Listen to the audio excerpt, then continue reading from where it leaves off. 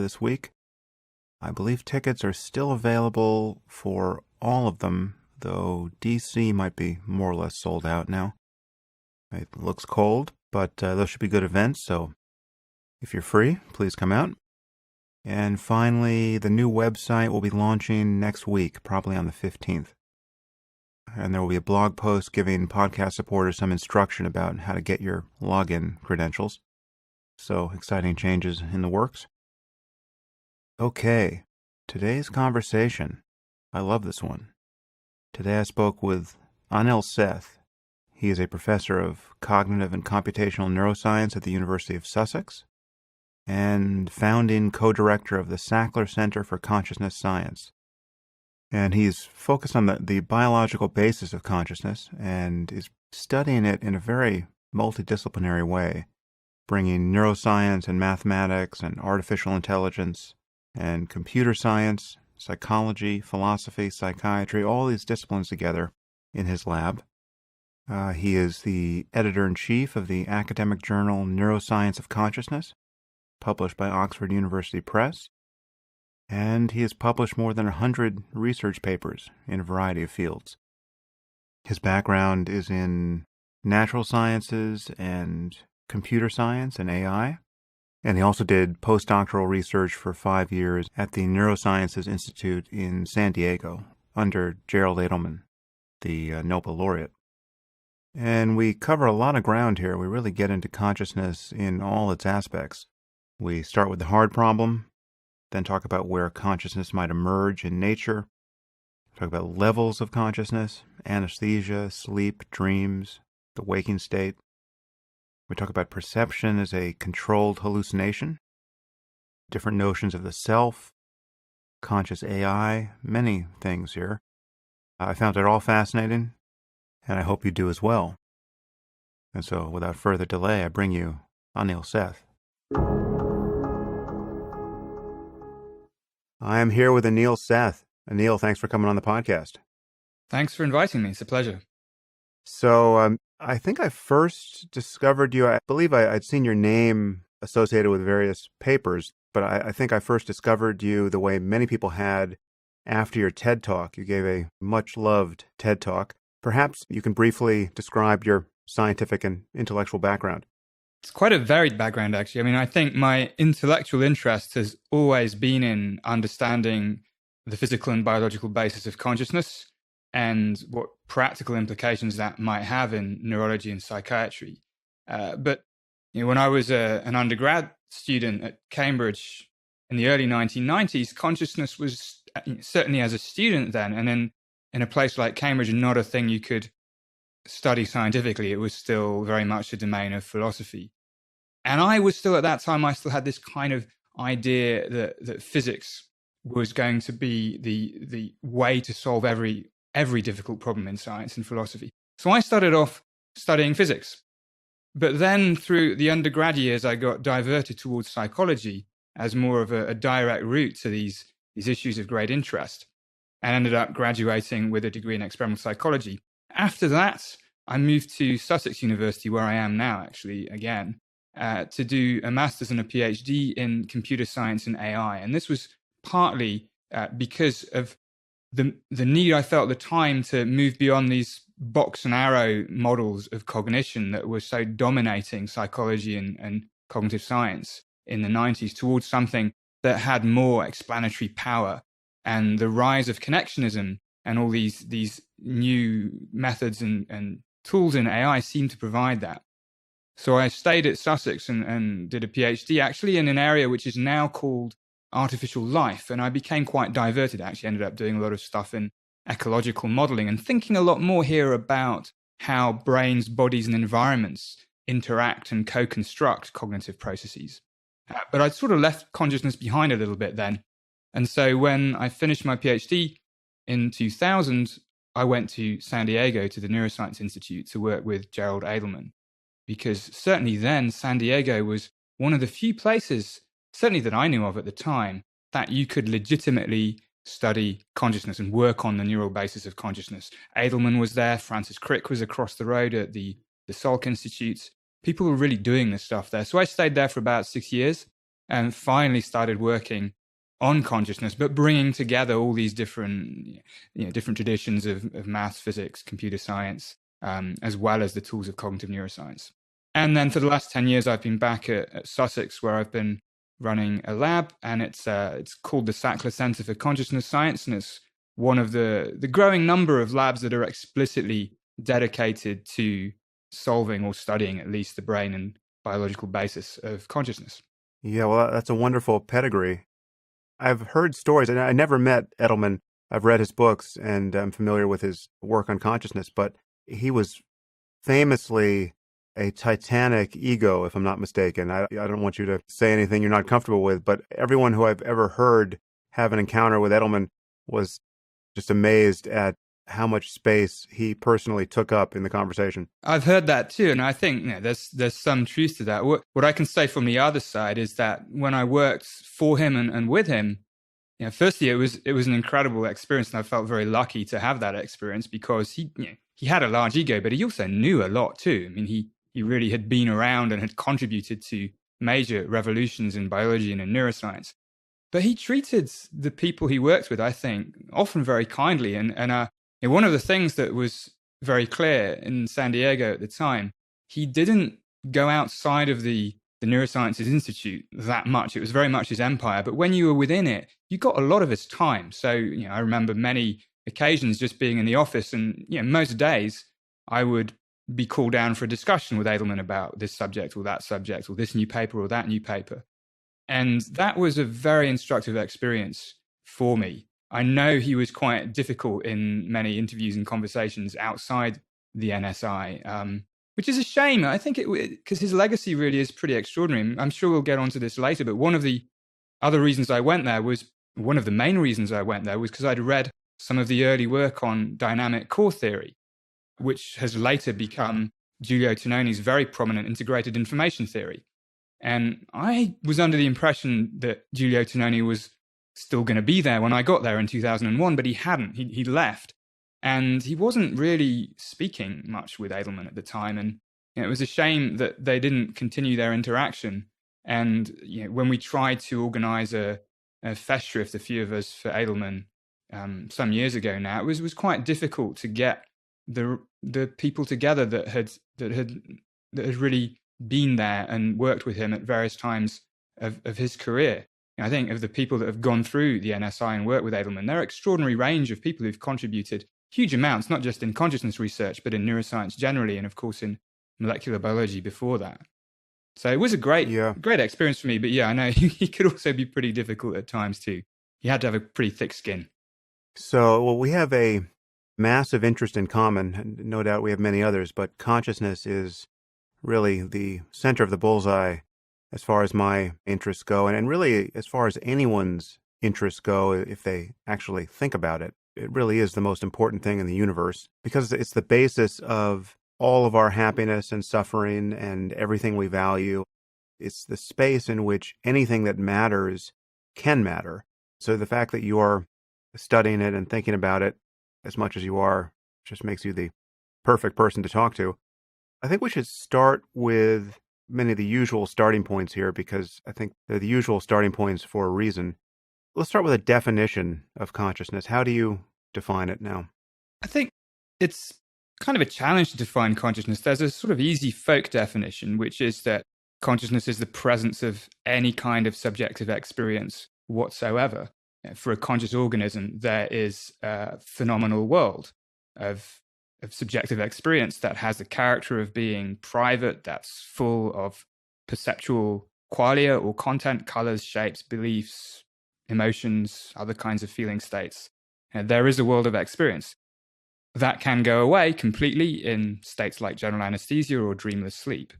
It's very easy to define it that way. To define it more technically is always going to be a bit of a challenge. And I think sometimes there's too much emphasis put on having a consensus technical definition of something like consciousness because history of science has shown us many times that definitions evolve along with our scientific understanding of a phenomenon. We don't sort of take the definition and then transcribe it into scientific knowledge in a unidirectional way.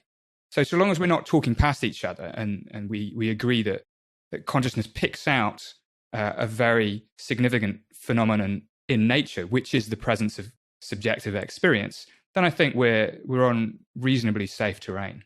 Many of these definitions of consciousness are circular. We're just substituting another word for consciousness in the definition, like sentience or awareness or subjectivity, or even something like qualia, I think is parasitic on the undefined concept of consciousness. Sure, I think that's right. But then there's also a lot of confusions people make too. So I'm always surprised by how often people confuse consciousness with self-consciousness. And I think our conscious experience of selfhood, a part of conscious experiences as a whole, but only a subset of those experiences. And then there are arguments about whether there's such a thing as phenomenal consciousness that's different from access consciousness, where phenomenal consciousness refers to this impression that we have of a very rich conscious scene, perhaps envisioned before us now, that might exceed what we have cognitive access to. And other people will say, well, no, there's no such thing as phenomenal consciousness beyond access consciousness. So there's a certain circularity. I agree with you there, but there are also these important distinctions that can lead to a lot of confusion when we're discussing the relevance of certain experiments. And I want to just revisit the point you just made about not transcribing a definition of a concept that we have into our science as a way of capturing reality. And then there are things about which we have a folk psychological sense which completely break apart once you start studying them at the level of the brain. So something like memory, for instance, we have the sense that it's one thing intuitively, pre-scientifically. We have the sense that to remember something, whatever it is more or less the same operation regardless of what it is. Remembering what you ate for dinner last night, remembering your name, remembering who the first president of the United States was, remembering how to swing a tennis racket. These are things that we have this one word for, but we know neurologically that they're quite distinct operations, and you can disrupt one and have the other intact. The promise has been that consciousness may be something like that we could be similarly confused about it, although I don't think we can be. I think consciousness is unique as a concept in this sense. And this is why I'm taken in more by the so-called hard problem of consciousness than I think you are. I think we should talk about that. But before we do, I think the definition that I want to put in play, which I know you're quite familiar with, is the one that the philosopher Thomas Nagel put forward, which is that consciousness is the fact that it's like something to be a system, whatever that system is. So if a bat is conscious, this comes from his famous essay, What is it like to be a bat? If a bat is conscious, whether or not we can understand what it's like to be a bat, if it is like something to be a bat, that is consciousness in the case of a bat. However inscrutable it might be, however impossible it might be to map that experience onto our own, if we were to trade places with a bat, that would not be synonymous with the lights going out. There is something that's like to be a bat if a bat is conscious. That definition, though it's really not one that is easy to operationalize, and it's not a technical definition, there's something sufficiently rudimentary about that it has always worked for me. And when we begin to move away from that definition into something more technical, my experience has been, and we'll get to this as we go into the details, that the danger is always that we wind up changing the subject to something else that seems more tractable. We're no longer talking about consciousness in Nagel's sense. We're talking about attention, or we're talking about reportability, or mere access, or something. So how do you feel about Nagel's definition as a starting point? I like it very much as a starting point. I think it's pretty difficult to argue with that as a very basic fundamental expression of what we mean by consciousness in the round. So I think that's fine. I partly disagree with you. I think when we think about the idea that consciousness might be more than one thing. And here I'm much more sympathetic to the view that heuristically, at least, the best way to scientifically study consciousness and philosophically to think about it as well is to recognize that we might be misled about the extent to which we experience consciousness as a unified phenomenon. And there's a lot of mileage in recognizing how, just like the example for memory, recognizing how conscious experiences of the world and of the self can come apart in various different ways. Just to be clear, actually, I agree with you there. We'll get into that, but I completely agree with you there that we could be misled about how unified consciousness is. The thing that's irreducible to me is this difference between there being something that it's like and not. You know, the lights are on or they're not. There are many different ways in which the lights can be on in ways that would surprise us. Or, for instance, it's quite possible that the lights are on in our brains in more than one spot. We'll talk about split brain research perhaps, but they're very counterintuitive ways the lights could be on. But just the question is always, is there something that it's like to be that bit of information processing or that bit of matter? And that is always the cash value of a claim for consciousness. Yeah, I'd agree with that. I think that it's perfectly reasonable to put the question in this way, that for a conscious organism, it is something like it is to be that organism. And the thought is that there's going to be some physical, biological, informational basis to that distinction. Now, you've written about why we really don't need to waste much time on the hard problem. Let's remind people what the hard problem is. David Chalmers has been on the podcast, and I've spoken about it with other people, but perhaps you want to introduce us to the hard problem briefly. The hard problem has been, rightly so, one of the most influential philosophical contributions to the consciousness debate for the last 20 years or so. And it goes right back to Descartes. And I think it encapsulates this fundamental mystery that we've started talking about now, that for some physical systems, there is also this inner universe. There is the presence of conscious experience. There is something it is like to be that system. But for other systems, tables, chairs, probably most computers, probably all computers these days, there is nothing it is like to be that system.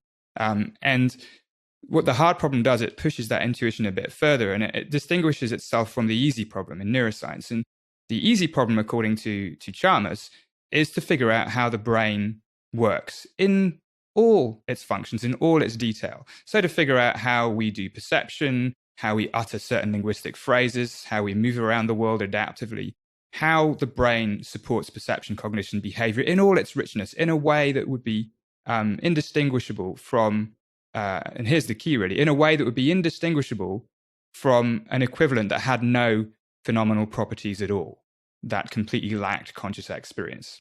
The hard problem is understanding how and why any solution to the easy problem, any explanation of how the brain does what it does in terms of behavior, perception, and so on, how and why any of this should have anything to do with conscious experiences at all. And it rests on this idea of the conceivability of zombies, and this is one reason I don't really like it very much. I mean, the hard problem has its conceptual power over us because it asks us to imagine systems, philosophical zombies, that are completely equivalent in terms of their function and behavior to you or to me or to a conscious bat, but that instantiate no phenomenal properties at all. The lights are completely off for these philosophical zombies.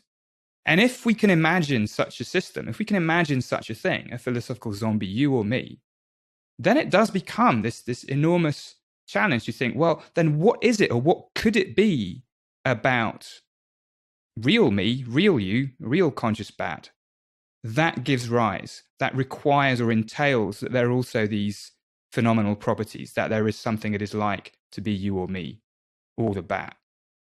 And it's because Chalmers would argue that such things are conceivable that the hard problem seems like a really huge problem. Now, I think this is a little bit of I think we've moved on a little bit from these conceivability arguments. Firstly, I just think that they're pretty weak. And the more you know about a system, the more we know about the easy problem, the less convincing it is to imagine a zombie alternative. Think about, you're a kid, you look up at the sky and you see a 747 flying overhead, and somebody asks you to imagine a 747 flying backwards. Well, you can imagine a 747 flying backwards. But the more you learn about aerodynamics, about engineering, the harder it is to conceive of a 747 flying backwards. You simply can't build one that way. And that's my worry about this kind of conceivability argument. That to me, I really don't think I can imagine in a serious way the existence of a philosophical zombie. And if I can't imagine a zombie, then the hard problem loses some of its force. That's interesting. I don't think it loses all of its force, or at least it doesn't for me. For me, the hard problem has never really rested on the zombie argument, although I know Chalmers did a lot with the zombie argument. I mean, so let's just stipulate that philosophical zombies are impossible. They're at least, what's called in the jargon, nomologically impossible. It's just a fact that we live in a universe where if you built something that could do what I can do, that something would be conscious. So there is no zombie Sam that's possible. And let's just also add what you just said, that it really, when you get to the details, you're not even conceiving of it being possible. It's not even conceptually possible. You're not thinking it through enough. And if you did, you would notice it break apart. But for me, the hard problem is really that with consciousness, any explanation doesn't seem to promise the same sort of intuitive closure that other scientific explanations do. It's analogous to whatever it is, and we'll get to some of the possible explanations, but it's not like something like life, which is an analogy that you draw and that many scientists have drawn to how we can make a breakthrough here. It used to be that people thought life could never be explained in mechanistic terms. There was a philosophical point of view called vitalism here, which suggested that you needed some animating spirit, some elan vital in the wheelworks to make sense of the fact that living systems are different from dead ones, the fact that they can reproduce and repair themselves from injury and metabolize, and all the functions we see a living system engage, which define what it is to be alive. It was thought very difficult to understand any of that in mechanistic terms, and then lo and behold, we managed to do that. The difference for me is, and I'm happy to have you prop up this analogy more than I have, but the difference for me is that everything you want to say about life, with the exception of conscious life, we have to leave consciousness off the table here, everything else you want to say about life can be defined in terms of extrinsic functional relationships among material parts. So, reproduction and growth and healing and metabolism and homeostasis, all of this is physics and need not be described in any other way. And even something like perception, the transduction of energy, let's say, vision, light energy into electrical and chemical energy in the brain, and the mapping of a visual space onto a visual cortex, all of that makes sense in mechanistic physical terms until you add this piece of, but for some of these processes, there's something that it's like to be that process. For me, it just strikes me as a false analogy, and with or without zombies, the hard problem still stays hard. I think it's an open question whether the analogy will turn out to be false or not. It's difficult for us now to put ourselves back in the mindset of somebody 80 years ago, 100 years ago, when vitalism was quite prominent, and whether the sense of mystery surrounding something that was alive seemed to be as inexplicable as consciousness seems to us today. So it's easy to say with hindsight, I think, that life is something different. But we've encountered, or rather scientists and philosophers over centuries have encountered things that have seemed to be inexplicable, that have turned out to be explicable. So I don't think we should rule out a priori that there's going to be something really different this time about consciousness.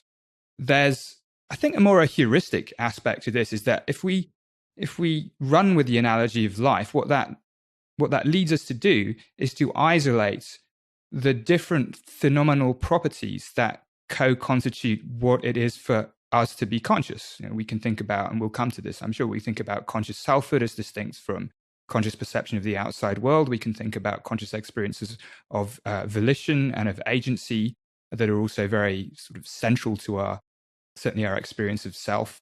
These give us phenomenological explanatory targets that we can then try to account for with particular kinds of mechanisms.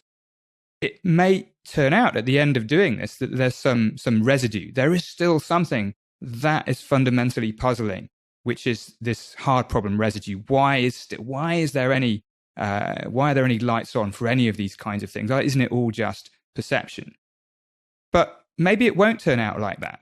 And I think to give us the best chance of it not turning out like that, there's a positive and a negative aspect. The positive aspect is that we need to retain a focus on phenomenology.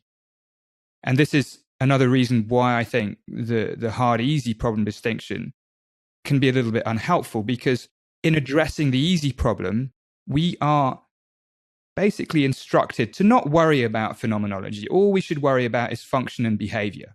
And then the hard problem kind of gathers within its remit everything to do with phenomenology in this central mystery of why is there some experience rather than no experience. The alternative approach, and this is something I've kind of caricatured as the real problem, but David Chalmers himself has called it the mapping problem, and Francisco Varela talks about a similar set of ideas with his neurophenomenology, is to not try to solve the hard problem to court, not try to explain how it is possible that consciousness comes to be part of the universe, but rather to individuate different kinds of phenomenological properties and draw some explanatory mapping between neural, biological, physical mechanisms and these phenomenological properties. Now, once we've done that and we can begin to explain not why is there experience at all, but why are certain experiences the way they are and not other ways, and we can predict when certain experiences will have particular phenomenal characters and so on, then we'll have done a lot more than we can currently do. And we may have to make use of novel kinds of conceptual frameworks. Maybe frameworks like information processing will run their course and will require other more sophisticated kinds of descriptions of dynamics and probability in order to build these explanatory bridges. So I think we can get a lot closer. And the negative aspect is, why should we ask more of a theory of consciousness than we should ask of other kinds of scientific theories? And I know people have talked about this on your podcast before as well, but we do seem to want more of an explanation of consciousness than we would do of an explanation in biology or physics, that it somehow should feel intuitively right to us. And I wonder why this is such a big deal when it comes to consciousness. Because we're trying to explain something fundamental about ourselves doesn't necessarily mean that we should apply different kinds of standards to an explanation that we would apply in other fields of science. It just may not be that we get this feeling that something is intuitively correct when it is in fact a very good scientific account of the origin of phenomenal properties. Certainly scientific explanations are not instantiations. There's no sense in which a good theory of consciousness should be expected to suddenly realize the phenomenal properties that it's explaining. But also I think I worry that we ask too much of theories of consciousness this way. Yeah, well, we'll move forward into the details, and I'll just flag moments where I feel like the hard problem should be causing problems for us. I do think it's not a matter of asking too much of a theory of consciousness here. I think there are very few areas in science where the accepted explanation is totally a brute fact, which just has to be accepted because it is the only explanation that works, but it's not something that actually illuminates the transition from, atoms to some higher level phenomenon. Say, again, for everything we could say about life, even the very strange details of molecular biology, just how information in the genome gets out and creates the rest of a human body, it still runs through when you look at the details. It's surprising. It's at parts difficult to visualize, but the more we visualize it, the more we describe it, the closer we get to something that is highly intuitive, even something like, the flow of water. The fact that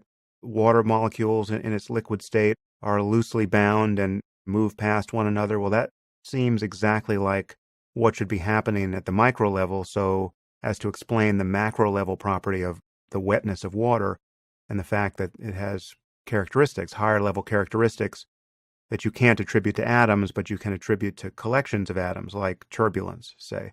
Whereas with, if consciousness just happens to require some minimum number of information processing units knit together in a certain configuration, firing at a certain hertz, and you change any of those parameters and the lights go out, that for me still seems like a mere brute fact that doesn't explain consciousness. It's just a correlation that we decide is the crucial one. And I've never heard a description of consciousness, of the sort that we will get to, like, integrated information, Tononi's phrase, that unpacks it any more than that. And you can react to that, but then I think we should just get into the details and see how it all sounds.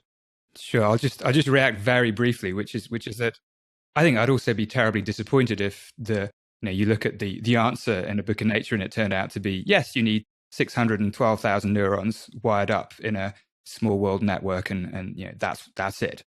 The hope is, that does seem, of course, ridiculous and arbitrary and unsatisfying. And the hope is that as we progress beyond, if you like, just brute correlates of conscious states towards accounts that provide more satisfying bridges between mechanism and phenomenology, that explain, for instance, why a visual experience has the phenomenal character that it has and not some other kind of phenomenal character like an emotion, that it won't seem so arbitrary. And that as we follow this route, which is an empirically productive route, and I think that's important, that if we can actually do science with this route, we can try to think about how to operationalize phenomenology in various different ways. Very difficult to think how to do science and just solve the hard problem head on. At the end of that, I completely agree. There might be still this residue of mystery, this kernel of something fundamental left unexplained. But I don't think we can take that as a given, because we can't, I certainly can't predict what I would feel as intuitively satisfying when I don't know what the explanations that bridge mechanism and phenomenology are going to look like in 10 or 20 years' time. We've already moved further from just saying it's this area or that area to synchrony, which is still kind of unsatisfying, to now I think some emerging frameworks like predictive processing and integrated information, which aren't completely satisfying either. But they hint at a trajectory where we're beginning to draw closer connections between mechanism and phenomenology. Okay, well, let's dive into those hints. But before we do, I'm just wondering, phylogenetically, in terms of comparing ourselves to so-called lower animals, where do you think consciousness emerges? Do you think there's something that's like to be a fly, say? That's a really hard problem. I mean, I have to be agnostic about this. And again, it's just striking how people in general's views on these things seems to have changed over the last recent decades. It seems completely unarguable to me that all other mammals have conscious experiences of one sort or another. I mean, we share so much in the way of the relevant neuroanatomy and neurophysiology, exhibit so many of the same behaviors, that it would be remarkable to claim otherwise. Well, it actually wasn't that long ago that you could still hear people say that consciousness was so dependent on language that they wondered whether human infants were conscious, to say nothing of dogs and anything else that's not human. Yeah, that's absolutely right. I mean, that's a terrific point. And this idea that consciousness was intimately and constitutively bound up with language or with higher order executive processing of one sort or another, I think just exemplifies this really pernicious anthropocentrism that we tend to bring to bear sometimes without realizing it. We think we're super intelligent, we think we're conscious, we're smart, and we need to judge everything by that benchmark. And what's the most advanced thing about humans? Well, if you're gifted with language, you're going to say language. And it now already, with a bit of hindsight, seems to me anyway rather remarkable that people should make these, I can only think of them as just quite naive errors to associate consciousness with language. It's not to say that consciousness and language don't have any intimate relation. I think they do. Language shapes a lot of our conscious experiences. but certainly it's a very, very poor criterion with which to attribute subjective states to other creatures. So mammals for sure. I mean, mammals for sure, right? But that's easy because they're pretty similar to humans and primates being mammals. But then it gets more complicated, and you think about birds diverged a reasonable amount of time ago, but still have brain structures that one can establish analogies, in some cases homologies, with mammalian brain structures. And in some species, scrub jays and corvids generally, pretty sophisticated behavior too. It seems very possible to me that birds have conscious experiences. And I'm aware, underlying all this, the only basis to make these judgments is in light of what we know about the neural mechanisms underlying consciousness and the functional and behavioral properties of consciousness in mammals. It has to be this kind of slow extrapolation because we lack, the mechanistic answer, and we can't look for it in another species. But then you get beyond birds, and you get out to, I then like to go way out on a phylogenetic branch to the octopus, which I think is an extraordinary example of convergent evolution. I mean, they're very smart. They have a lot of neurons, but they diverged from the human line, I think, as long ago as sponges or something like that. I mean, really very little in common. And but they have incredible differences too. 3 hearts, 8 legs, arms. I'm never sure whether it's a leg or an arm, that behave semi-autonomously. And one is left, when you spend time with these creatures, I've been lucky enough to spend a week with them in a lab in Naples. You certainly get the impression of another conscious presence there, but of a very different one. And this is also instructive because it brings us a little bit out of this assumption that we can fall into, that there is one way of being conscious and that's our way.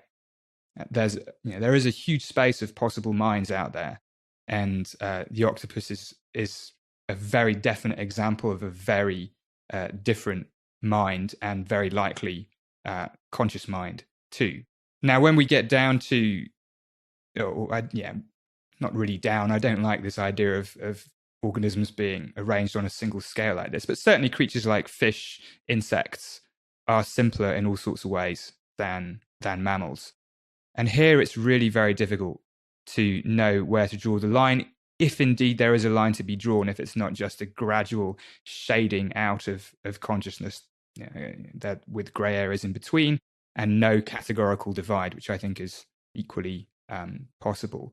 Many fish display behaviors which seem suggestive of consciousness. They will self-administer analgesia when they're given painful stimulation.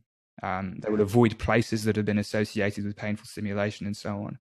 You hear things like the precautionary principle come into play, that given that suffering, if it exists, conscious suffering is a very aversive state, and it's ethically wrong to impose that state on other creatures, we should tend to assume that creatures are conscious unless we have good evidence that they're not. So we should put the bar a little bit lower in most cases. Let's talk about some of the aspects of consciousness that you have identified as being distinct. There are at least 3. You've spoken about the level of consciousness, the contents of consciousness, and the experience of having a conscious self that many people, as you said, conflate with consciousness as a mental property. There's obviously a relationship between these things, but they're not the same. Let's start with this notion of the level of consciousness, which really isn't the same thing as wakefulness. Can you break those apart for me? How is being conscious non-synonymous with being awake in the human sense? Sure. Let me just first amplify what you said, that in making these distinctions, I'm certainly not pretending that these dimensions of level, content, and self pick out completely independent aspects of conscious experiences. There are lots of interdependencies. I just think they're heuristically useful ways to address the issue. We can do different kinds of experiments and try to isolate distinct phenomenal properties and their mechanistic basis by making these distinctions. Now, when it comes to conscious level, I think that the simplest way to think of this is more or less as a scale. In this case, it's from uh, when the lights are completely out, when you're dead, brain death, or under general anesthesia, or perhaps in very, very deep states of sleep, all the way up to vague levels of awareness, which are similar, which correlate with wakefulness. So when you're very drowsy, to vivid, awake, alert, full conscious experience that I'm certainly having now. I feel very awake and alert, and my conscious level is kind of up there. Now, in most cases, the level of consciousness articulated this way will go along with wakefulness or physiological arousal. When you fall asleep, you lose consciousness, at least in early stages. But there are certain cases that exist which show that they're not completely the same thing on both sides. So you can be conscious when you're asleep. Of course, we know this. This is called dreaming. So you're physiologically asleep, but you're having a vivid inner life there. And on the other side, and this is where consciousness science, the rubber of consciousness science, hits the road of neurology, you have states where behaviorally you have what looks like arousal. This used to be called the vegetative state. It's been kind of renamed several times now, the wakeful unawareness state, where the idea is that the body is still going through physiological cycles of arousal from sleep to wake, but there is no consciousness happening at all. The lights are not on. So these two things can be separated, and it's it's a very productive and very important line of work to try to isolate what's the mechanistic basis of conscious level independently from the mechanistic basis of physiological arousal. Yeah, and a few other distinctions to make here. So also, general anesthesia is quite distinct from deep sleep, just as a matter of neurophysiology. Certainly, general anesthesia is nothing like sleep. Certainly, deep levels of general anesthesia. So whenever you go for an operation and the anesthesiologist is trying to make you feel more comfortable by just saying something like, yeah, we'll just put you to sleep for a while and then you'll wake up and it'll all be done, they are lying to you. For good reason. It's kind of nice just to feel that you're going to sleep for a bit. But the state of general anesthesia is very different. And for very good reason. If you were just put into a state of sleep, you would wake up as soon as the operation started, and that wouldn't be very pleasant. It's surprising how far down you can take people in general anesthesia, almost to a level of isoelectric brain activity where there is pretty much nothing going on at all, and still bring them back. And many people now have had the non-experience of general anesthesia, and in some weird way, I now look forward to it the next time I get to have this, because it's a very it's almost a reassuring experience, because there is absolutely nothing. It's complete oblivion. It's not, when you go to sleep as well, you can sleep for a while and you'll wake up and you might be confused about how much time has passed, especially if you've just flown across some time zones or stayed up too late, something like that. Might not be sure what time it is, but you'll still have this sense of some time having passed. Except we have this problem, or some people have this problem, of anesthesia awareness, which is every person's worst nightmare, if they care to think about it, where people have the experience of the surgery because, for whatever reason, the anesthesia hasn't taken them deep enough, and yet they're immobilized and can't signal that they're not deep enough. Oh, no, absolutely. But that's a failure of anesthesia. It's not a characteristic of the anesthetic state. Do you know who had that experience? You've mentioned him on the podcast. Really? Francisco Varela. Oh, really? I didn't know that. I did not know that. Yeah, Francisco was getting a liver transplant and experienced some part of it. Well, that's pretty horrific. Could not have been fun. Yeah, of course, because the thing there is, under most serious operations, you're also administered with a muscle paralytic so that you don't jerk around when you're being operated on, and that's why it's particularly nightmare scenario. But if anesthesia is working properly, certainly the times I've had general anesthesia, you start counting to 10, or start counting backwards from 10, you get to about 8, and then instantly you're back somewhere else, very confused, very disoriented. But there is no sense of time having passed. It's just complete oblivion. And that, I found that really reassuring, because we can think conceptually about not being bothered about all the times we were not conscious before we were born, and therefore we shouldn't worry too much about all the times we're not going to be conscious after we die. But to experience these moments of complete oblivion during a lifetime, or rather, the edges of them, I think is a very enlightening kind of experience to have. Although there's a place here where the hard problem does emerge, because it's very difficult, perhaps impossible, to distinguish between a failure of memory and oblivion. Has consciousness really been interrupted? Take anesthesia and deep sleep as separate but similar in the sense that most people think there was a hiatus in consciousness. I'm prepared to believe that that's not true of deep sleep, but we just don't remember what it's like to be deeply asleep. I'm someone who often doesn't remember his dreams, and I'm prepared to believe that I dream every night.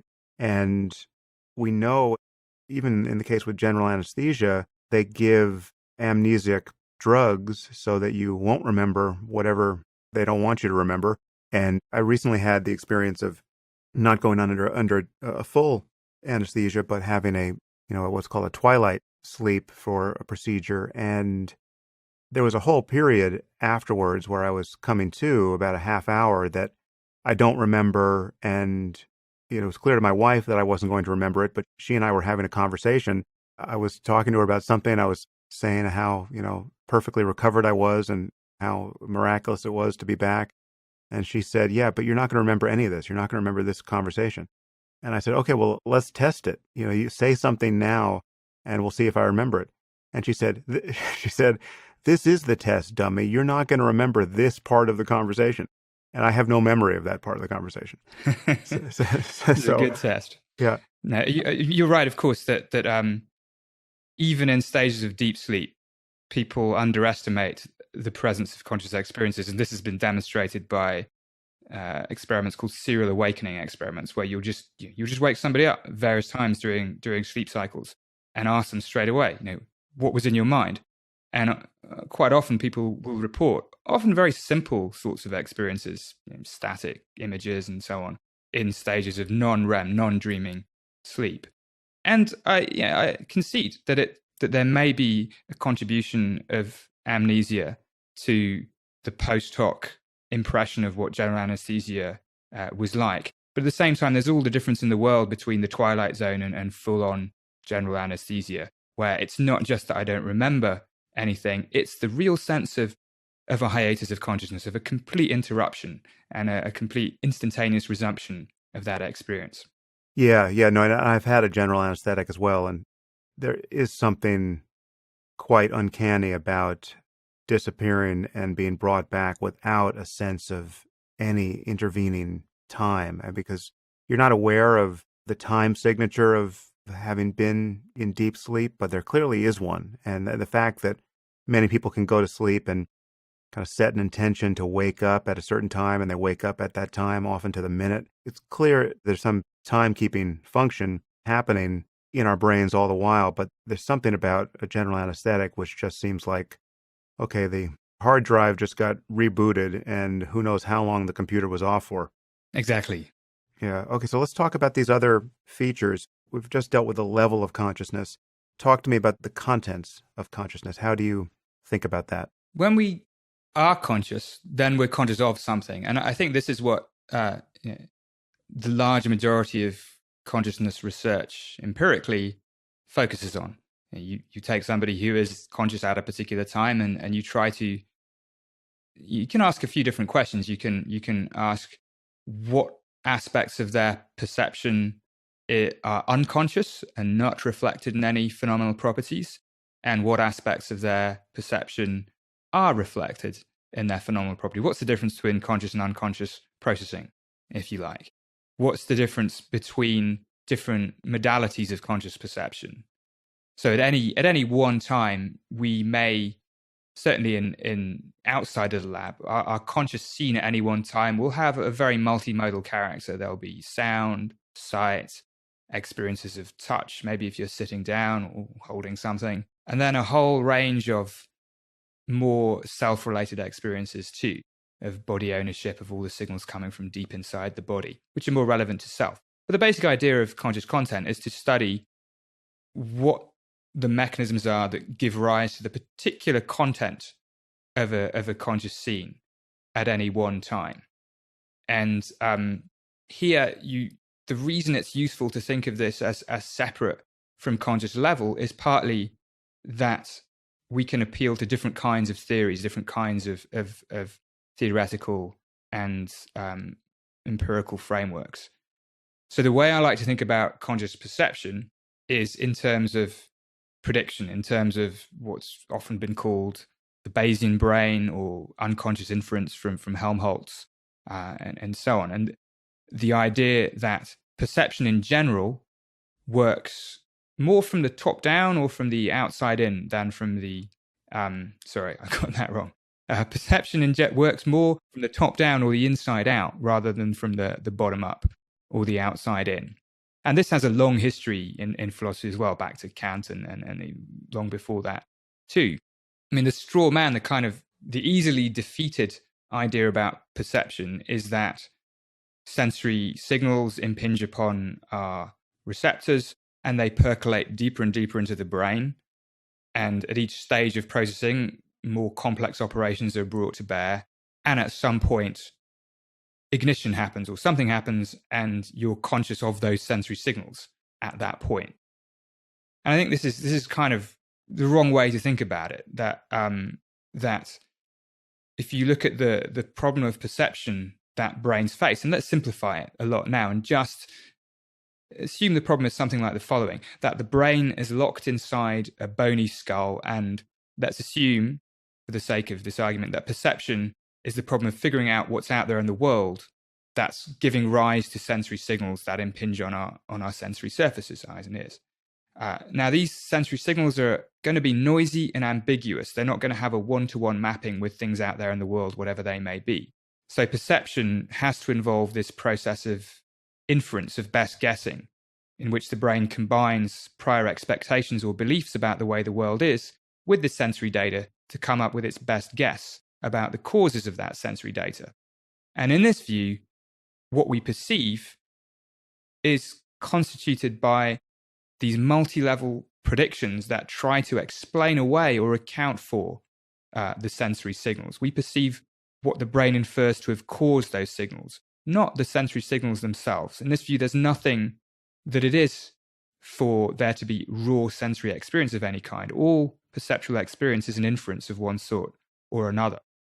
And given that view, one can then start to ask all sorts of interesting experimental questions like, well, what kinds of predictions? How do predictions or expectations affect what we consciously perceive, consciously report? What kinds of predictions may still go on under the hood and not instantiate any phenomenal properties? But it gives us this set of tools that we can use to build bridges between phenomenology and mechanism again. In this case, the bridges are made up of the computational mechanisms of Bayesian inference as they might be implemented in neuronal circuitry. And so instead of looking for, asking questions like, is V1, is early visual cortex associated with visual experience, we might ask questions like, are Bayesian priors or posteriors associated with conscious phenomenology, or are prediction errors associated with conscious phenomenology? We can start to ask slightly, I think, more sophisticated bridging questions like that. Well, yeah, in your TED Talk, you talk about consciousness as a controlled hallucination. And I think Chris Frith has called it a fantasy that coincides with reality. Can you say a little more about that and how that relates to the role of top-down prediction in perception? Yeah, I think they're both very nice phrases. And I think the phrase controlled hallucination actually has been very difficult to pin down where it came from. I heard it from Chris Frith as well originally, and I've asked him and others where originally it came from, and we can trace it to a seminar given by Ramesh Jain at UCSD sometime in the 90s, but it was a verbal, there the trail goes cold. But anyway, the idea is sort of the following, that we can bring to bear a naive realism about perception where we assume that what we visually perceive is the way things actually are in the real world. that there is a table in front of me that has a particular color, that has a piece of paper on it, and so on. And that's veridical perception, as distinct from hallucination, where we have a perceptual experience that has no corresponding reference in the real world. And the idea of controlled hallucination or fantasy that coincides with reality is simply to say that normal perception is always a balance of sensory signals coming from the world and the interpretations, predictions that we bring to bear about the causes of those sensations. So we are always seeing what we expect to see in this Bayesian sense. We never just see the sensory data. Now, normally, we can see this all the time. It's built into our visual systems that light is expected to come from above because our visual systems have evolved in a situation where the sun is never below us. So that causes us to perceive shadows in a particular way. Or rather, we'll perceive curved surfaces as being curved one way or another under the assumption that light comes from above. We're not aware of having that constraint built deep into our visual system, but it's there. And the idea is that every perception that we have is partly constituted by these predictions, these interpretive powers that the brain brings to bear onto perceptual content. And that what we call hallucinations is just a tipping of the balance slightly more towards the brain's own internal predictions. Another good everyday example of this is if you go out on a day where there's lots of white fluffy clouds, and you can see faces in clouds if you look for them. This is pareidolia. You can see patterns in noise. Now that's a kind of hallucination there. You're seeing something that's other people might not see. It's not accompanied by a delusion. You know it's a hallucination. But it just shows how our perceptual content is always framed by our interpretation. Another good everyday example is dreams, because dreams, we know, are a situation where our brain is doing something very similar to what it's doing in the waking state, except the frontal lobes have come offline enough so that there's just not the same kind of reality testing going on. And our perception in this case is not being constrained by outer stimuli. It's being generated from within. But would this be an analogous situation where our top-down prediction mechanisms are roving unconstrained by sensory data? I think, dreams certainly show that you don't need sensory data to have vivid conscious perception, because you don't have any sensory input apart from a bit of auditory input when you're dreaming. I think the phenomenology of dreams is interestingly different. Dream content is very much less constrained. There is this naive realism just goes nuts in dreams, doesn't it? I mean, things can change. People can change identity, locations can change. Weird things happen all the time. You don't experience them as being weird. That's the weirdest part of dreams. The fact that it's not that they're so weird, it's that the weirdness is not detected. We don't care that they're so weird. Yeah, which is I think, a great example of how we often overestimate the insight we have about what our conscious experiences are like. We tend to assume that we know exactly what's happening in all our conscious experiences all the time, whether it's weird or not. Dreams show that that's not always the case. But I think the idea of controlled hallucination goes, it's as present in non-dreaming perception as it is in dreaming.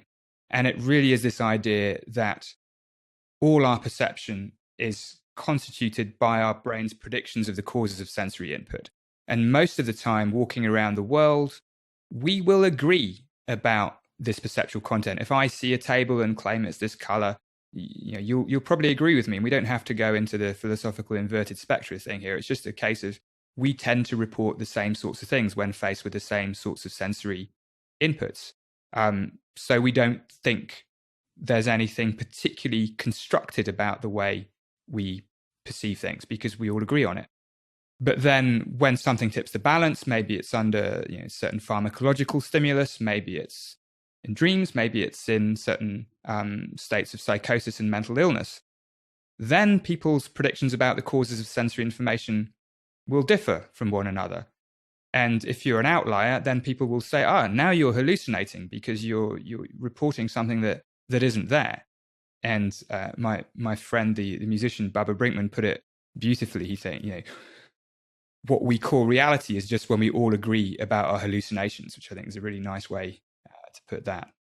This leaves open the question, what is happening when we experience something fundamentally new or have an experience where our expectations are violated? So we're using terms like predictions or expectations or models of the world, but I think there's a scope for some confusion here because just imagine, for instance, that some malicious zookeeper put a fully grown tiger in your kitchen while you were sleeping tonight. I presume that when you come down for your morning coffee, you will see this tiger in the kitchen, even though you have no reasonable expectation to be met by a tiger in the morning. I think it's safe to assume you'll see it even before you've had your cup of coffee. So, given this, what do we mean by expectations at the level of the brain? That's a very, very important point. It's this whole language of the Bayesian brain and predictive processing bandies around terms like prediction expectation and prediction error, surprise, and all these things.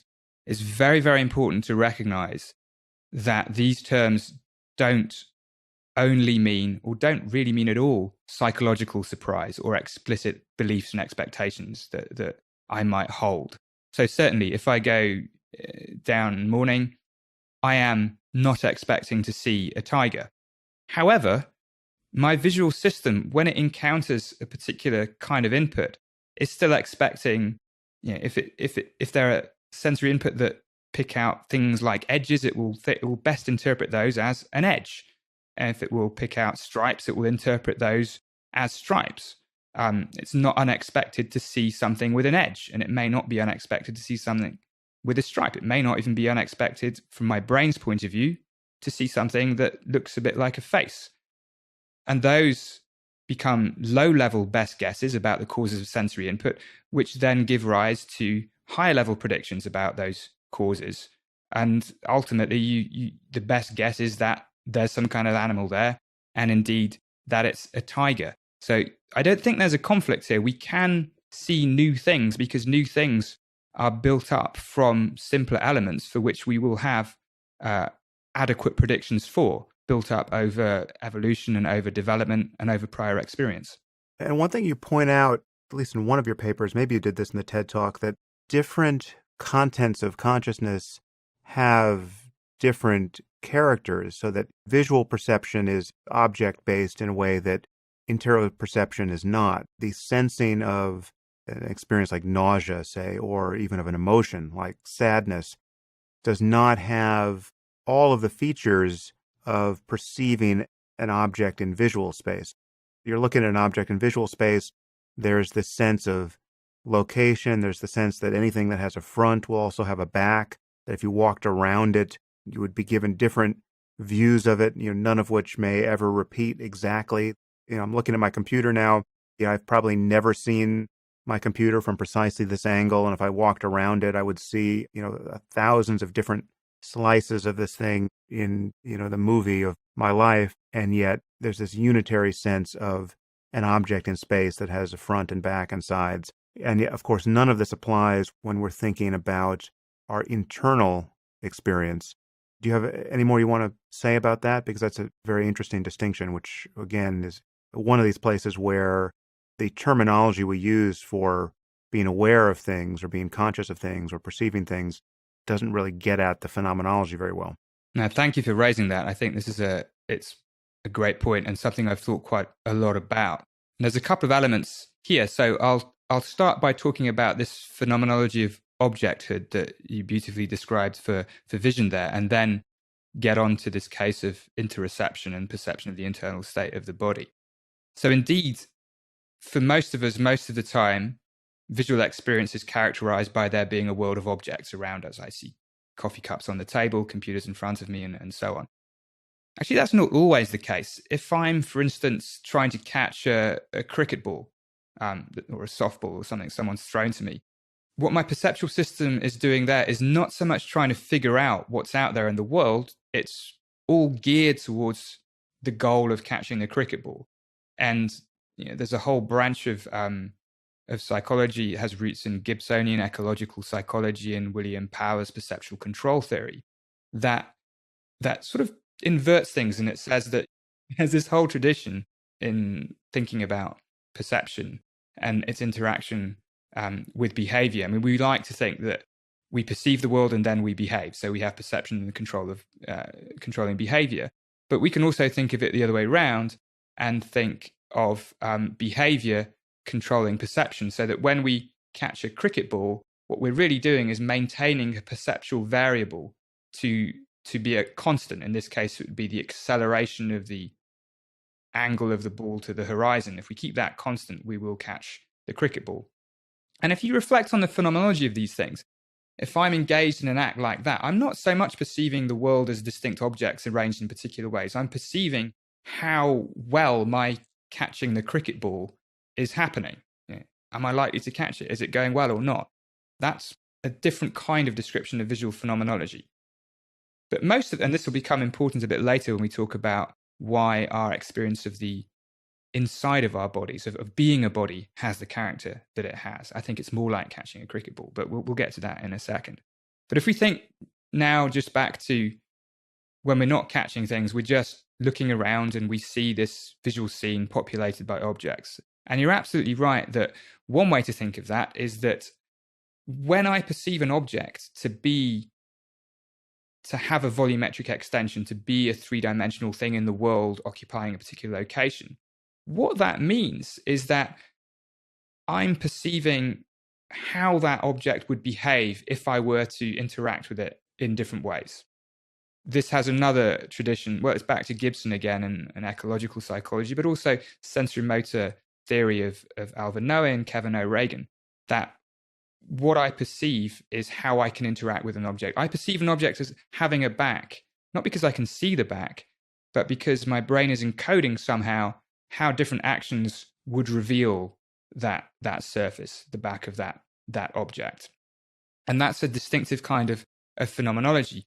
In the language of predictive processing of the Bayesian brain, one thing I've been trying to do is cash out that account of the phenomenology of objecthood in terms of the kinds of predictions that might underlie it. And these turn out to be conditional or counterfactual predictions about the sensory consequences of action. So in order to perceive something as having objecthood, the thought is that my brain is encoding how sensory data would change if I were to move around it, if I were to pick it up, and so on and so forth. And if we think about the mechanics that might underlie that, they fall out quite naturally from this Bayesian brain perspective, because to engage in predictive perception, to bring perceptual interpretations to bear on sensory data, our brain needs to encode something like a generative model. It needs to be able to have a model of the mapping from sensory data to, or rather the mapping from something in the world to sensory data, and be able to invert that mapping. That's how you do Bayesian inference in the brain. And if you've got a generative model that can invert that mapping, then that's capable of predicting what sensory signals would happen conditional on different kinds of actions. This is it brings in an extension of predictive processing that's technically called active inference, where we start to think about reducing prediction errors, not only by updating one's predictions, but also by making actions to sort of make our predictions come true.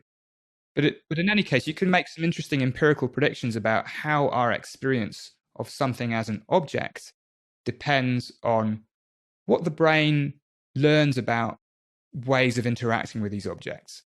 And we started to test some of these ideas in the lab, because you can now use clever things like virtual reality and augmented reality to generate objects that will be initially unfamiliar, but that behave in weird ways when you try to interact with them. So you can either support or confound these kinds of conditional expectations, and then try to understand what the phenomenological consequences of doing so are. And you can also account for situations where this phenomenology of objecthood seems to be lacking. So, for instance, in synesthesia, which is a very interesting phenomenon in consciousness research, and Yeah, I'm sure you know this, Sam, but a very canonical example of synesthesia is grapheme color synesthesia. People may look at a black letter or number or grapheme, and they will experience a color along with that experience. They will have a color experience, a concurrent color experience. This is very, very well established. What's often not focused on is that pretty much across the board in grapheme color synesthesia, synesthetes, they don't make any confusion that the letter is actually red or actually green. They still experience the letter as black. They're just having an additional experience of color along with it. They don't confuse it as a property. So this is why whenever you see a kind of illustration of synesthesia with the letters colored in, it's a very, very poor illustration. I'm guilty of using those kinds of poor illustrations in the past. But this color experience does not have the phenomenology of objecthood. It lacks it. It doesn't appear to be part of an object in the outside world. Why not? Well, it doesn't exhibit the same kinds of sensory motor contingencies that an object that has a particular color does. So, if I'm synesthetic and I'm looking at the letter F and I change a lighting condition somewhat or move around it, then a really red F will change its luminance and reflectance properties in subtle but significant ways. But for my synesthetic experience, it's still just an F. So my experience of red doesn't change. So I think we can, this is just a promising example of how concepts and mechanisms from within predictive perception can start to unravel some pervasive and modality specific phenomenological properties of consciousness. I think it's worth emphasizing the connection between perception and action, because it's one thing to talk about it in the context of catching a cricket ball, but when you talk about the evolutionary logic of having developed perceptual capacities in the first place, the link to action becomes quite explicit. We have not evolved to perceive the world as it is for some abstract epistemological reason. We've evolved to perceive what's biologically useful, and what's biologically useful is always connected, at least, when you're talking about the outside world, to actions. If you can't move, if you can't act in any way, there would have been very little reason to evolve a capacity for sight, for instance. Absolutely. I mean, there's that beautiful story, I think, of, is it the sea slug or the sea snail or something of that sort? Some very simple marine creature that swims about during its juvenile phase, looking for a place to settle. And once it's settled and it just starts filter feeding, it digests its own brain because it no longer has any need for perceptual competence now that it's not going to move anymore. And this is often used as a slightly unkind analogy for getting tenure in academia. Mm-hmm. But you're absolutely right that perception is not about figuring out really what's there. We perceive the world as it's useful for us to do so. And I think this is particularly important when we think about perception of the internal state of the body, which you mentioned earlier, this whole domain of interoception. Because if you think, what are brains for fundamentally, right? They're not for perceiving the world as it is. They're certainly not for didn't evolve for doing philosophy or complex language. They evolved to guide action. But even more fundamentally than that, brains evolved to keep themselves and bodies alive. They evolved to engage in homeostatic regulation of the body so that it remains within viable physiological bounds. That's fundamentally what brains are for. They're for helping creatures stay alive. And so the most basic cycle of perception and action doesn't involve the outside world at all. It doesn't involve the exterior surfaces of the body at all. It's only about regulating the internal milieu, the internal physiology of the body, and keeping it within the bounds that are compatible with survival. And I think this gives us a clue here about why experiences of mood and emotion and of, if you like, the most basic essence of selfhood have this non-object-like character. So I think the way to approach this is to first realize that just as we perceive the outside world on the basis of sensory signals that are met with a top-down flow of perceptual expectations and predictions, this very same applies to perception of the internal state of the body. The brain has to know what the internal state of the body is like. It doesn't have any direct access to it just because it's wrapped within a single layer of skin. I mean, the brain is the brain. All it gets are noisy and ambiguous electrical signals. So it still has to interpret and bring to bear predictions and expectations in order to make sense of the barrage of sensory signals coming from inside the body. And this is what's collectively called interoception, perception of the body from within. Just as a side note, it's very important to distinguish this from introspection, which could hardly be more different. Introspection, consciously reflecting on the content of our experience. This is not that. This is interoception, perception of the body from within. So the same computational principles apply. We have to bring to bear, our brain has to bring to bear predictions and expectations. So in this view, we can immediately think of emotional conscious experiences, emotional feeling states in this same inferential framework. And I've written about this for a few years now, that we can think of interoceptive inference. So emotions become predictions about the causes of interoceptive signals in just the same way that experiences of the outside world are constituted by predictions of the causes of sensory signals.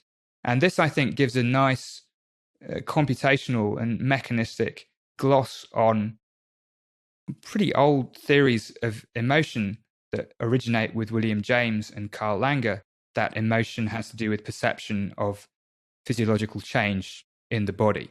These ideas have been repeatedly elaborated, so people ask about the relationship between cognitive interpretation and perception of physiological change. This predictive processing view just dissolves all those distinctions and says that emotional experience is the joint content of predictions about the causes of interoceptive signals at all levels, at all low and high levels of abstraction. And the other aspect of this that becomes important is the purpose of perceiving the body from within is really not at all to do with figuring out what's there. My brain couldn't care less that my internal organs are objects and they have particular locations within my body. Couldn't care less about that. It's not important. The only thing that's important about my internal physiology is that it works. That if you imagine the inside of my body is a cricket ball, it really don't care where the cricket ball is or that it's a ball. All it cares is that I'm going to catch the ball. It only cares about control and regulation of the internal state of the body. So perceptual predictions for the interior of the body are of a very different kind. They're instrumental, they're control-oriented, they're not epistemic, they're not to do with finding out. And I think that gets it. For me anyway, it's very suggestive of why our experiences of just being a body have this very sort of non-object-based, inchoate phenomenological character compared to our experiences of the outside world. But it also suggests that everything can be derived from that. That if we understand the original purpose of predictive perception was to control and regulate the internal state of the body, then all the other kinds of perceptual prediction are built upon that evolutionary imperative, so that ultimately the way we perceive the outside world is predicated on these mechanisms that have their fundamental objective in the regulation of our internal bodily state. And I think this is really important for me because it gets away from these pre-theoretical associations of consciousness and perception with cognition, with language, with all these higher order things, maybe social interaction, and it grounds them much more in the basic mechanisms of life. So here we have a nice thing that it might not just be that life provides a nice analogy with consciousness in terms of hard problems and mysteries and so on, but that there are actually very deep obligate connections between mechanisms of life and the way we perceive consciously and unconsciously ourselves and the world. Well, so now if interoception is purpose toward what is sometimes called allostatic control, so the regulation of internal states on the basis of, it's essentially homeostasis as governed by behavior and action. If that's the purpose, and emotion is essentially parasitic on these processes, an emotion like disgust, say, or fear or anger, much of the same neural machinery is giving rise to these kinds of emotions. How do you think about emotion by this logic? What precipitates an emotion is most often, I mean, it can just be a thought, right, or a memory of something that's happened, but its referent is usually out in the world, very likely in some social circumstance. What is the logic of emotion in terms of this picture of prediction and control in, our internal system? It's a very interesting, I think it's more a research program than a question that's easy to answer in the here and now. But I think the idea would be that emotions, emotional content of any sort is ultimately marking out in our conscious experience the allostatic relevance of something in the world, an object or a social situation or a course of action, so that our brain needs to be able to predict the allostatic consequences. And here you're absolutely right. Allostasis is sort of the behavioral process of maintaining of homeostasis. So our brain needs to be able to predict the allostatic consequences of everything every action that the body produces, whether it's an internal action of autonomic regulation, whether it's an external action, a speech act, or just a behavioral act. What are the consequences of that for our physiological condition and the maintenance of viability? And I think emotional content is a way in which those consequences become represented in conscious experience.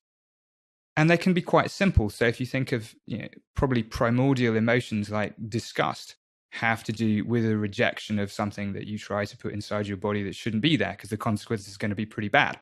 And that's a very non-social kind of emotion, at least certain forms of disgust that have to do with eating bad things don't depend so much on social context, though they can be invoked by social context later on. But then other more sophisticated or more ramified emotions like regret.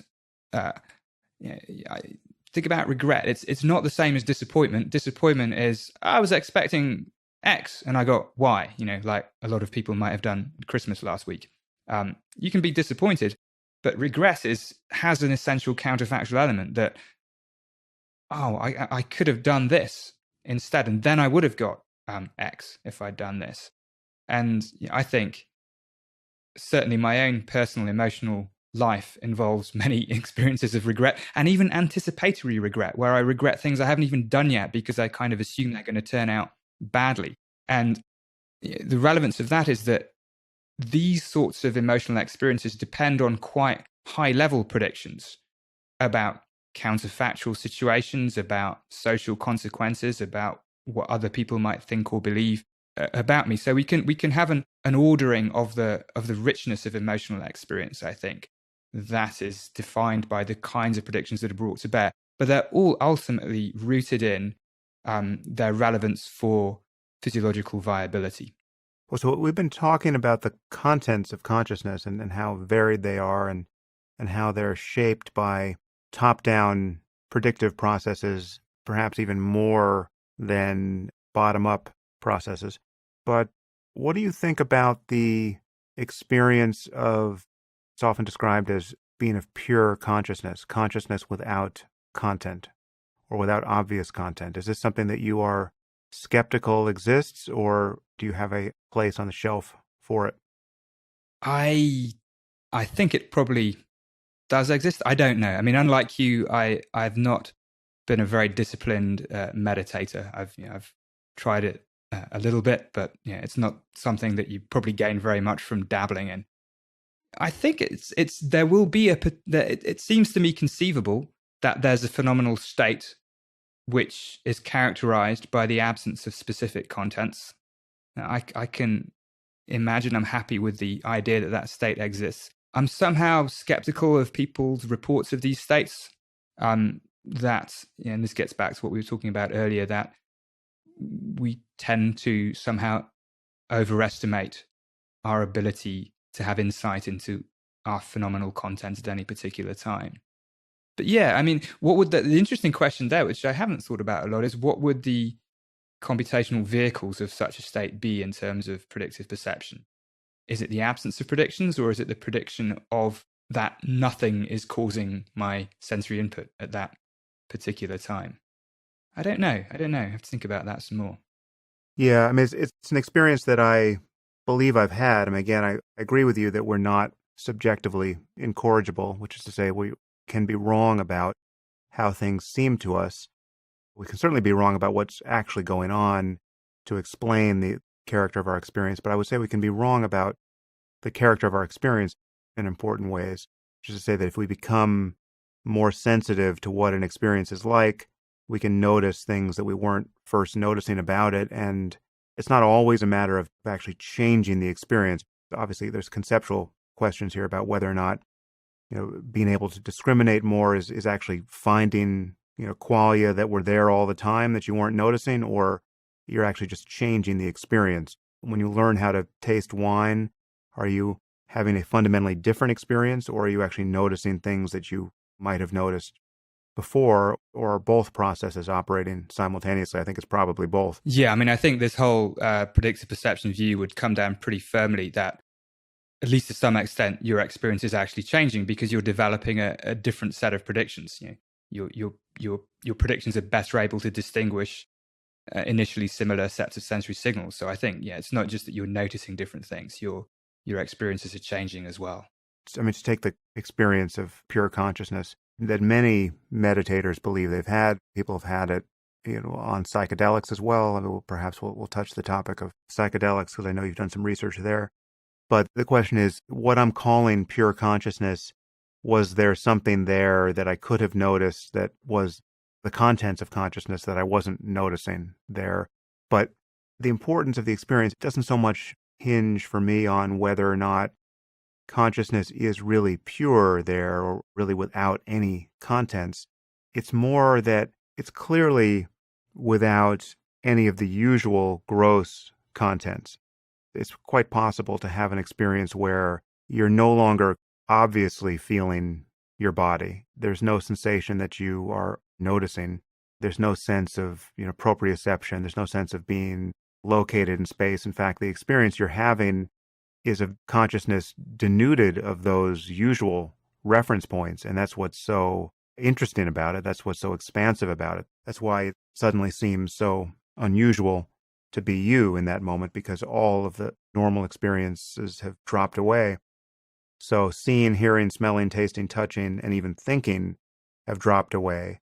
This is where, for me, that the hard problem does kind of come screaming back into the conversation. On many of these accounts of what consciousness is, we should probably move to Tononi's notion of integrated information. On his account, and this is a very celebrated thesis in neuroscience and philosophy, on his account, consciousness simply is a matter of integrated information. And the more information and the more integrated, the more consciousness, presumably. But an experience of the sort that I'm describing of pure consciousness, whether pure or not, consciousness stripped of its usual informational reference points, is not the experience of diminished consciousness. In fact, the people who have this experience tend to celebrate it as more the quintessence of being conscious. I mean, it's really some kind of height of consciousness as opposed to its loss. And yet the information component is certainly dialed down by any normal sense in which we use the term information. They're not things being discriminated from one another. And I guess you could say it's integrated, but there are other experiences that I could describe to you where the criteria of integration also seems to fall apart, and yet consciousness remains. So again, this is one of those definitional problems. If we're going to call consciousness a matter of integrated information, if we find an example of there's something that it's like to be you, and yet information and integration are not its hallmarks, well, then it's kind of like defining all ravens as being black, and then we find a white one. What do we call it? A white raven or some other bird? Do you have any intuitions on this front? There's an awful lot in what you said just there. I think if we just put aside for a second trying to isolate what we might call the minimal experience of selfhood, is there anything left after you've got rid of experiences of body and of volition and of internal narratives and so on and so on? Have a thought about that. Just for one point of clarification, I would distinguish this from the loss of self, which I hope we come to. I think you can lose your sense of self with all of the normal phenomenology preserved. So you can be seeing and hearing and tasting and even thinking just as vividly, and yet the sense of self, or at least one sense of self, can drop away completely. This is a different experience I'm talking about. Yes, I mean, that sounds like flow state type experiences in some way. But maybe we can get onto that. But if we move indeed to IIT and think about how that might speak to these issues of pure consciousness and whether these experiences serve as some kind of counterexample, some phenomenological counterexample to IIT, I think that's very interesting to think about. And it gets at whether we consider IIT, integrated information theory, to be primarily a theory of conscious level, of how conscious a system is, or of conscious content, or of their interaction. Perhaps it's best to start just by summarizing in a couple of sentences the claims of IIT, because you're absolutely right. It's come to occupy a very interesting position in the academic landscape of consciousness research. A lot of people talk about it, although in the last couple of meetings of the Association for the Scientific Study of Consciousness, certainly the last one, there was surprisingly little about it. And I have a thought why that might be, which we can come on to. It's probably worth trying to explain just very briefly what integrated information theory IIT tries to do. And what it tries to do, it starts with a bunch of phenomenological axioms. So it doesn't start by asking the question, what's in the brain and how does that go along with consciousness? It tries to identify axiomatic features of conscious experience, things that should be self-evident, and then try to, from there, derive what are the necessary and sufficient mechanisms, or really what's the sufficient mechanistic basis given these axioms. IIT will call these postulates.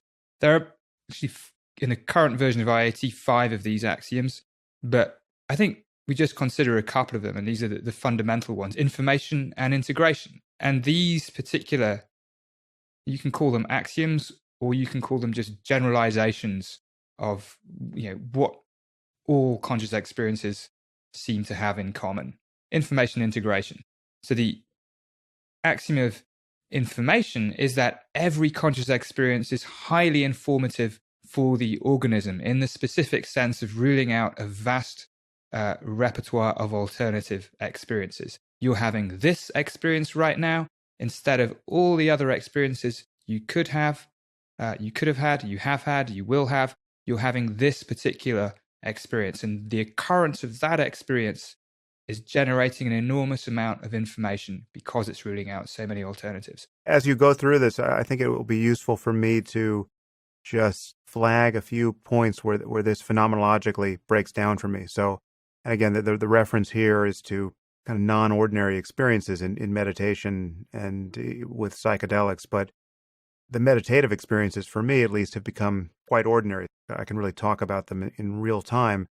So the uniqueness of each conscious experience as being highly informative because it rules out so many other conscious experiences. In meditation, in many respects, that begins to break down because what you're noticing is a core of sameness to every experience.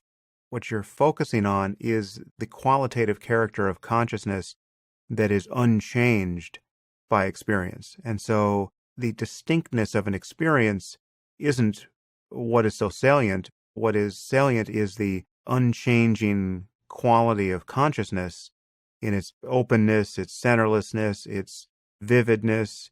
And one analogy I've used here, and if you've ever been in a restaurant which has had a full-length mirror across one of the walls, and you haven't noticed that the mirror was a mirror, and you just assume that the restaurant was twice as big as it in fact is, the moment you notice it's a mirror, you notice that everything you thought was the world is just a pane of glass. It's just a play of light on a wall. And so all those people aren't really people, or they're not extra people. They're in the room just being reflected over there. And one way to describe that shift is almost a kind of loss of information, right? It's like there's no depth to what's happening in the glass. Nothing's really happening in the glass. And meditation does begin to converge on that kind of experience with everything. The Tibetan Buddhists talk about one taste, being that there's a single taste to everything when you really pay attention. And it is because these intrinsic properties of consciousness are what have become salient, not the differences between experiences. So I don't know if that just sounds like an explosion of gibberish to you, but it's a way in which when I begin to hear this first criterion of Tononi's stated as you have, it begins to not map on to what I'm describing as some of the clearest moments of consciousness. Again, not a diminishment of consciousness. That's very interesting. And that those states of being aware of the unchanging nature of consciousness, I think that's really very important. I'm not sure it's misaligned with Tononi's intuition here, because I think the idea of informativeness is, so if you think about it, I mean, there's one way to think about it, which is that specific experience that you're having in that meditative state of becoming aware of one taste, or of the unchanging nature that underlies all the experiences. That itself is a specific experience. It's a very specific experience. You have to have trained in meditation for a long time to have that experience. And the having of that experience is equally distinctive. It's ruling out all the other experiences when you're not having that experience. So it's not so much how informative it is for you at the psychological level. It's a much more reductionist interpretation of information. I think the other way to get at that is to think of it from the bottom up, from the simple systems upwards. And Tononi uses an analogy which I think has got some value. Why is a photodiode not conscious? Well, for a photodiode, the whole world, inner world, outer world, it's either dark or light. It's not, the photodiode isn't having an experience of darkness and lightness. It's just, on or off, 1 or 0. And generalizing that a particular state has the informational content it has in virtue of all the things it isn't, rather than the specific thing that it is. So we can think about this in terms of color. Red is red, not because of any intrinsic redness to a combination of wavelengths, but because of all the other combinations of wavelengths that are excluded by that particular combination of wavelengths. And I think this is really interesting. This point precedes integrated information theory, goes right back to the dynamic core ideas of Tononi and Edelman, which was the thing that first attracted me to go and work in San Diego nearly 20 years ago. And even then, the point was made that an experience of pure darkness, or complete sensory deprivation, where there's no sensory input, no perceptual content, call this a hypothetical conscious state for now. I don't know to what extent it's approximated by any meditative states. That has exactly the same informational content as does a very vivid, busy, conscious scene walking down the high street, because it's ruling out the same number of alternatives. And it may seem subjectively different, less informative, because there's nothing going on. But in terms of the number of alternative states that it's ruling out, it's the same. So I think there's a sense in which we can interpret information, this axiom of informativeness, as applying to a whole range of different kinds of conscious contents. Of course, this does get us onto tricky territory about whether we're talking about a theory of level or a theory of content. But this idea is I think it can account for your situation, though it does ask the question about, can we really get at content specifically there? So the number of states over which you can range as a conscious mind defines how much information is encoded when you're in one of those states.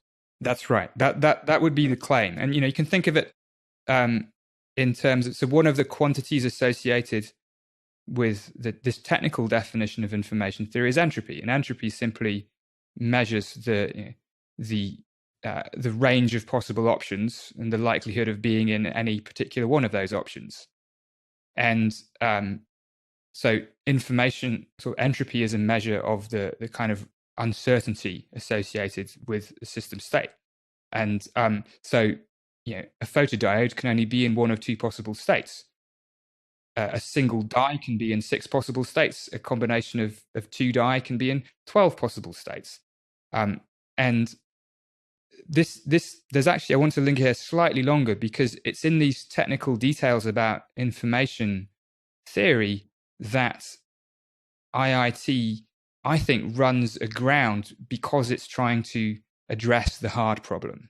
It's because of this identity relationship that Tononi argues for between integrated information. We'll get onto integration in a second, but let's just think about information.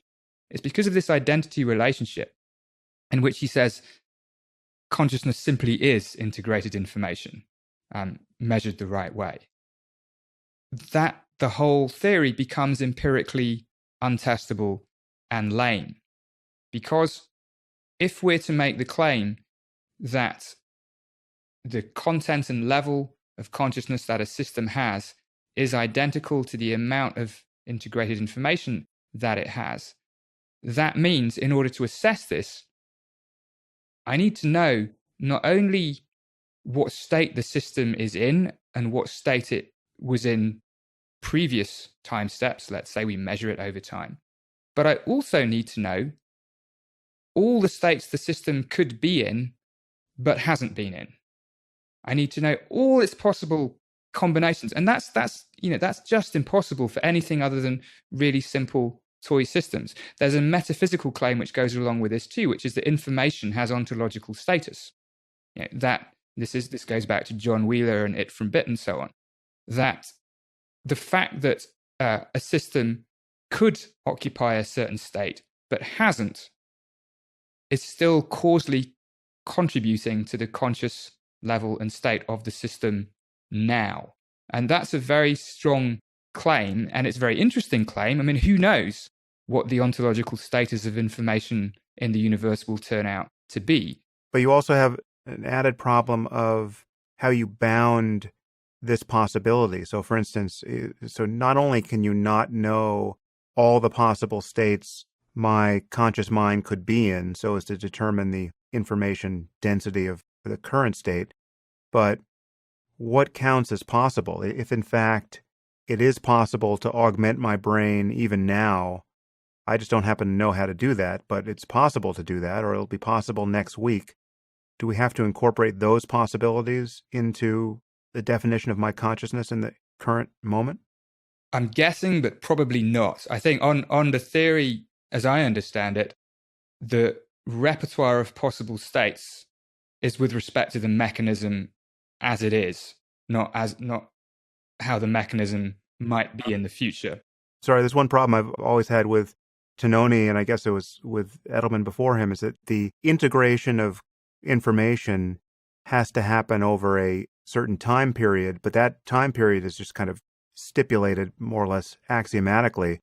And who's to say it couldn't be integrated over 500 years, right? And so we have a mind that supervenes upon, everything that happens on the internet in a 500-year period. Or the more absurd example I gave in one of my books is, geological processes. I mean, just imagine under some definition that the rumblings in the earth amount to integrated information. Does that mean that the plate tectonics is the basis of some sort of conscious mind? It seems kind of post hoc to stipulate, no, this has to happen in 500 milliseconds. Yeah. I mean, I'm sympathetic to that. And that's comes down to, I think, one of the other axioms that you see in more recent versions of IIT, which is exclusion, that there is a particular spatiotemporal granularity, which is the spatiotemporal grain at which integrated information is maximized, is the only one that counts. And that's, I mean, look, I'm a bit suspicious of this axiomatic approach anyway. I'm not sure to what extent we can conceive of any of these properties as self-evident with respect to conscious experiences. And certainly this spatiotemporal grain one, I think, is potentially the weakest of all that he puts forward. But yeah, I think these are really the problems you get into when you try to go after the hard problem and you try to justify this identity relationship, because you come up with these very weird, potentially absurd scenarios which could perhaps be taken as reductios of the whole thing. I mean, there are other ones that you could glom on a whole bunch of neurons to your brain. In fact, this is just what you said a little bit earlier. You could just glom them on. And let's say, they never fire. But they could, potentially, in some situation, but they've never actually done anything. Nonetheless, IIT would predict that your conscious experience has changed because of that, because the repertoire would have also changed. That's a very weird counterintuitive prediction. Now, I don't want to rule out a theory of consciousness because it makes counterintuitive predictions. I mean, that would be silly too. But I think that the more pernicious aspect of it is that if we insist on, I mean, let's take a slightly weaker version of it, which I still think is highly interesting, which is that experiences do seem phenomenologically to exhibit information and integration. And we can argue about whether this is, maybe less the case for certain kinds of meditative experiences than other kinds of experiences. But in general, experiences do rule out, do pick out one particular conscious scene among a large number of possibilities, and they do so in a generally integrated way. Again, maybe counterexamples in split brains and whatnot. But these are, I think, quite general phenomenological observations. I hesitate to say they're axiomatic because I think they probably aren't, but they're very general. And so, in a weaker view of IIT, I think it's very useful to take those observations and then ask what kind of mathematics would operationalize them, and can we measure anything like that in the brain? And if you take that weaker view, then you don't have to worry about all the things that trip up the strong view of IIT from the outset. So, I could compute a measure of IIT, let's call it phi, that's what he calls it after all. Now, I can easily write down equations for phi that only depend on observations of what a system has actually done, on what we might call the empirical or stationary distribution of a system. This is work actually we've done with my colleague Adam Barrett at Sussex. And other people have done this as well now. We've developed approximations to phi, or versions of phi, that retain the same insights. They're capturing a balance, or rather the coexistence of informativeness and integration. But they're just based on a different assumption about what the relevant repertoire of states of the system is. In this case, we just say, well, I don't care about the hard problem. I'm just trying to map this interesting phenomenological insight onto mechanisms. So all I need is just to measure what states the system has actually been in, and then I can start to calculate these things. I think this is a very useful thing to do. Of course, it turns out that when we try to do this, the measures don't work very well because of other things that the theory involves, like we have to find the partition of the system that maximally differentiates between considering the system as a whole compared to its parts. That's how technically the observational axiom of integration gets in. We look at part-whole relationships, mereological relationships in terms of information across time.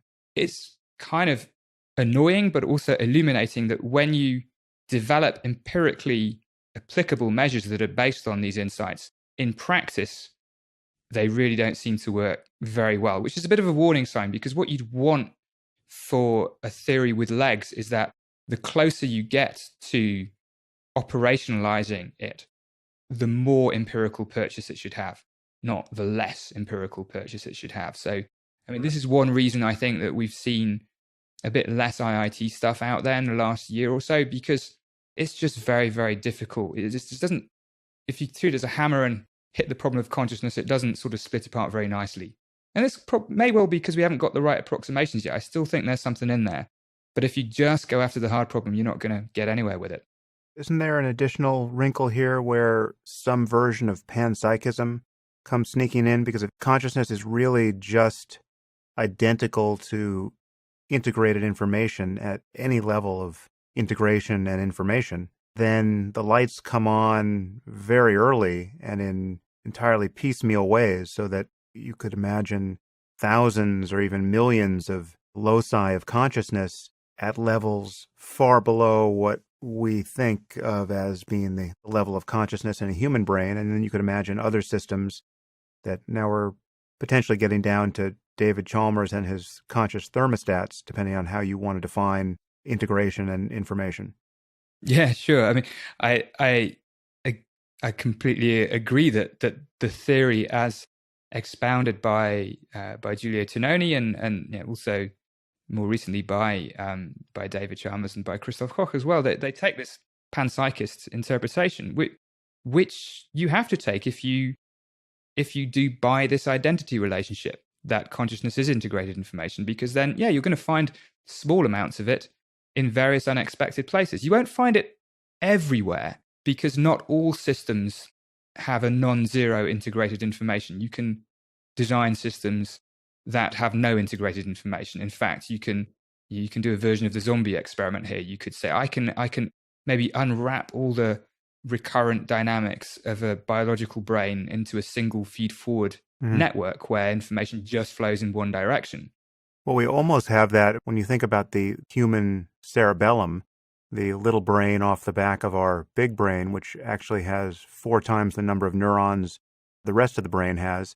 There are very few people who imagine that there's something that it's like to be the human cerebellum, and yet it has all of the gross features of a brain, but apparently it doesn't have the necessary integration to be a basis of consciousness, or at least so it would seem. Yeah, no, that's right. I mean, I always find that just really amazing that every time I think of just that brute fact that the cerebellum has, 4 times more neurons than the rest of the brain. I mean, then it seems crazy to me, but it just, I think, underlines that it's these simple gross features of neuroanatomy and neurophysiology just aren't the relevant ones. Of course, the cerebellum differs in very many ways from the rest of the cortical and subcortical system, not just in its association with something like integrated information, but certainly a relevant feature is that the cerebellum seems to be constituted by these relatively functionally independent circuits. And yeah, I don't know, people always rule out the cerebellum from everything, but there's a sort of dirty secret in neuroimaging experiments. I don't know if you found this yourself, that you often see the cerebellum light up in contrast to various sorts. Yes. And it's almost always completely ignored because it's not relevant. It's just the cerebellum. I know the feeling. Yeah, like the anterior insula as well, which is, there are all these things singular. I mean, I think there's probably something more in that story than we know. But yeah, back to panpsychism. It's an interesting thought experiment that if you take this identity relation, you will start to attribute consciousness very broadly. But yeah, I don't know what you do with that. Again, I'm always trying to evaluate these philosophical positions and theories on whether they are fecund in the sense, do they lead to a productive set of experiments that one might do, or do they not? And I think a view like panpsychism doesn't really motivate any particular interesting experiment that one might do. So it just sort of sits there as an interesting metaphysical possibility. And who knows? Yeah. As far as a bullet to bite, in my view, it's one of the more attractive ones. It's not, again, it doesn't really do anything operationally. It doesn't suggest that the world would appear different or should appear different than it does if everything is humming, or virtually everything is humming with some kind of base experience. I wouldn't expect my computer to start talking to me if it were something that's like to be the computer. I would expect it to be doing exactly what it's doing now, given its constraints. But yeah, it's counterintuitive, but it's not the most obnoxious thing on offer in the wilderness of counterintuitive things. Did you want to go through any more of Tononi's criteria, or should we segue to another topic? The one topic I do want to hit before I let you go, and I realize I've taken the better part of your day here. Well, there's really two. I want to talk about the self and the ways in which you differentiate parts of the self, or the ways in which we use that term. And I'd like to hit AI before we get to the end here. Should we move on, or do you want to say anything more about Tononi?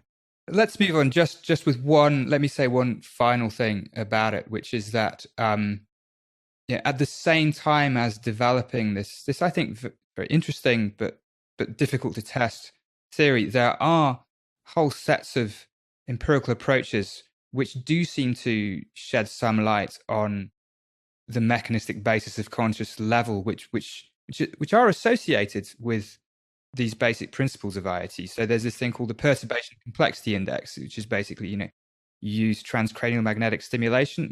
It's basically like injecting a very strong and short pulse of energy into the cortex, and then you listen to the echo of that pulse with EEG. You bang on the brain with an electrical hammer and you listen to the echo. And it turns out that if you quantify the spatiotemporal richness of that echo in specific ways, you get a pretty good empirically robust measure of consciousness. This gets us right back to where our conversation started about general anesthesia and distinguishing conscious level from wakefulness.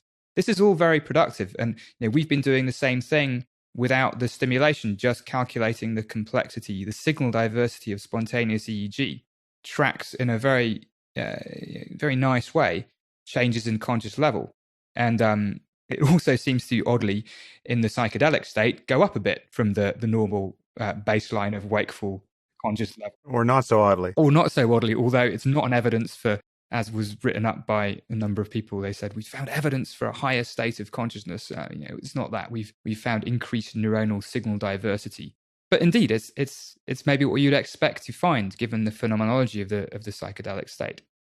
So all this is just by way of saying that I think the framework of IoT is motivating a number of interesting empirical developments that tell us something about the neuronal basis of conscious level and how it interacts with content.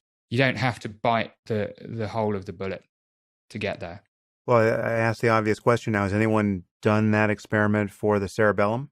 It's a good question. I don't think they have. Don't hold me to that, but I don't know if there's a problem doing TMS on the cerebellum. I can't recall people doing that or recording EEG from it. I guess you'd get a bunch of muscle artifact given where it is, but also all these measures, even when they have empirical utility, they typically only do so when you're contrasting different states. So it might be interesting to see how the cerebellum behaves differently when the whole organism is awake versus asleep. But I'm not sure what just looking at the activity of the cerebellum per se would tell you. But no, I think it's interesting thing to consider. There was one other point there in differentiating the level of consciousness and contents. So I see how this information integration theory can track changes in level of consciousness. But when you're talking about contents, I can certainly imagine and believe I've experienced states of consciousness where the contents are a mess and certainly less informative in the normal sense of that term, biologically and behaviorally and perceptually, than is ordinarily the case. And yet it's no less vivid. So again, I'm thinking of certain psychedelic experiences. We could think of certain neurological conditions where there's certainly something that it's like to be the person, and in fact, perhaps just as much that it's like to be the person. But what it's like is just a buzzing confusion, which has very little behavioral utility. And there's a kind of randomness to the information content when you compare it to a more orderly state of wakeful attention. Does that pose any problem, or am I just sliding among different uses of the term information? Perhaps. I think in the sense that we discussed earlier, that however sort of introspectively informative a state might appear to you, that's probably different from the technical usage of information in the theory. But certainly when it comes to what IIT says about content. There is a theory of conscious content within IIT, and it has to do with shapes in qualia space, what Tonelli would call qualia space. But the problem there is that it's even less testable, I think, than taking IIT as a theory of conscious level. It becomes very, very detached from empirical data, or at least very non-specific with respect to empirical data, which is sort of why when I'm thinking about level and content, if I'm thinking about conscious content, I think it's more productive to think of that in terms of a theoretical framework that is more directly addressing the problem of content, which for me is the Bayesian brain, is predictive processing, because you're not kind of contorting a grand theory to account for everything. So it's more of a pick and mix approach to consciousness science, and hopefully everything coalesces into a single framework in the end. But for now, I prefer to sort of use whatever sheds the most light on these mechanism phenomenology relations. Okay, well, let's move on from content to the self, which is this third category of thinking about consciousness that people find very confusing. I just want to read a paragraph you wrote in one of your articles. Right. There is the bodily self, which is the experience of being a body and of having a particular body. There is the perspectival self, which is the experience of perceiving the world from a particular first-person point of view.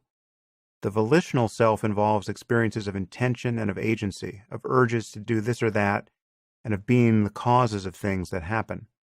At higher levels, we encounter narrative and social selves. The narrative self is where the I comes in, as the experience of being a continuous and distinctive person over time, built from a rich set of autobiographical memories. And the social self is that aspect of self-experience that is refracted through the perceived minds of others, shaped by our unique social milieu. So I think that's an incredibly useful paragraph and a way of partitioning these different experiences we have where we're tempted to talk about being a self, and we use terms like personal pronoun I. I think there's some fluidity between these various concepts, but let's talk about them, because I talk a lot about the self being an illusion, very much in a Buddhist sense, and of there being an experience of a loss of a sense of self. And when one loses the sense of self, one loses the sense of, another word here is ego that people refer to, which is arguably the goal of meditation practice, and it's something that happens to people in various psychedelic experiences. One doesn't lose all of these selves that you're mentioning, and it's sort of useful to see what is on the table here for jettisoning. Actually, one question here. Have you ever taken psychedelics? I mean, what does the possibility of losing a sense of self mean to you? Is that something you've experienced in flow states or in any other state?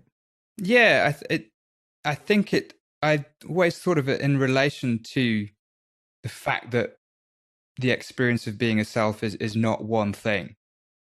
And so I completely agree with you that when people say they're experiencing an egoless state or they've lost a sense of self, one has to ask which aspect of selfhood or which aspects of selfhood are being talked about here. I think in flow states, during practicing sport, you can lose certain aspects of self, some of the more narrative aspects of self, perhaps.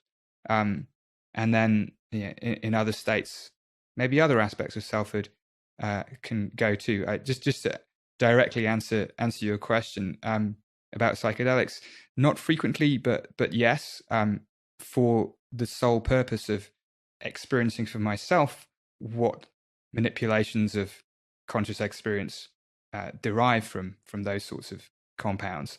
And I did find it incredibly illuminating and interesting.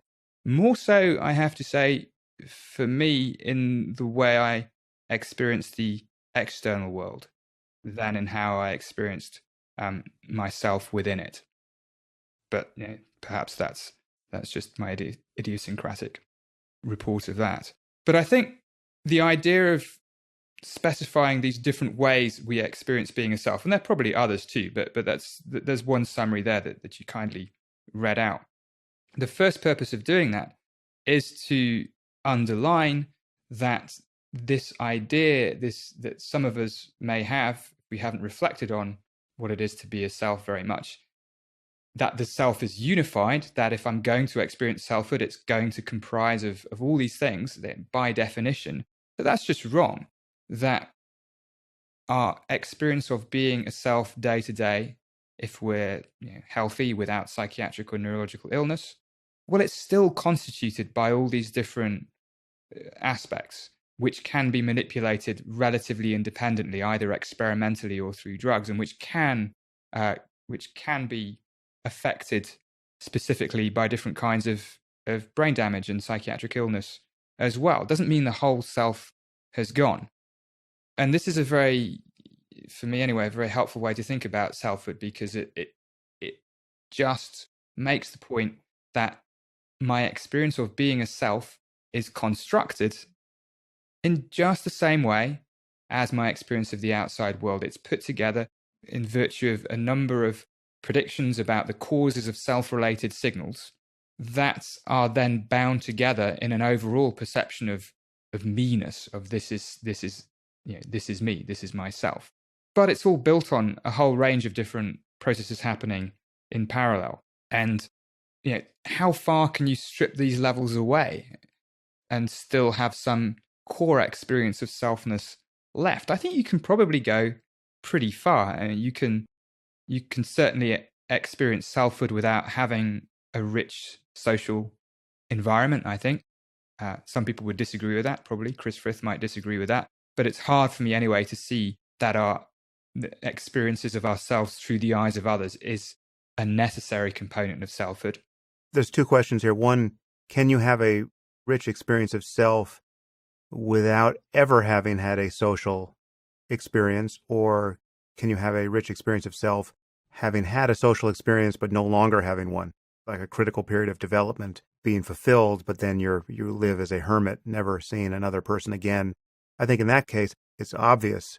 There's no necessary loss of self just by being physically isolated from other people, provided you actually grew up in some normal circumstance. Yeah, sure. I mean, it's like Molineux's question for social self, isn't it? I mean, so certainly, I completely agree. It's an interesting question. If you grew up in an environment without any social interaction, I would imagine that you may never develop the capability to experience social dimensions of selfhood.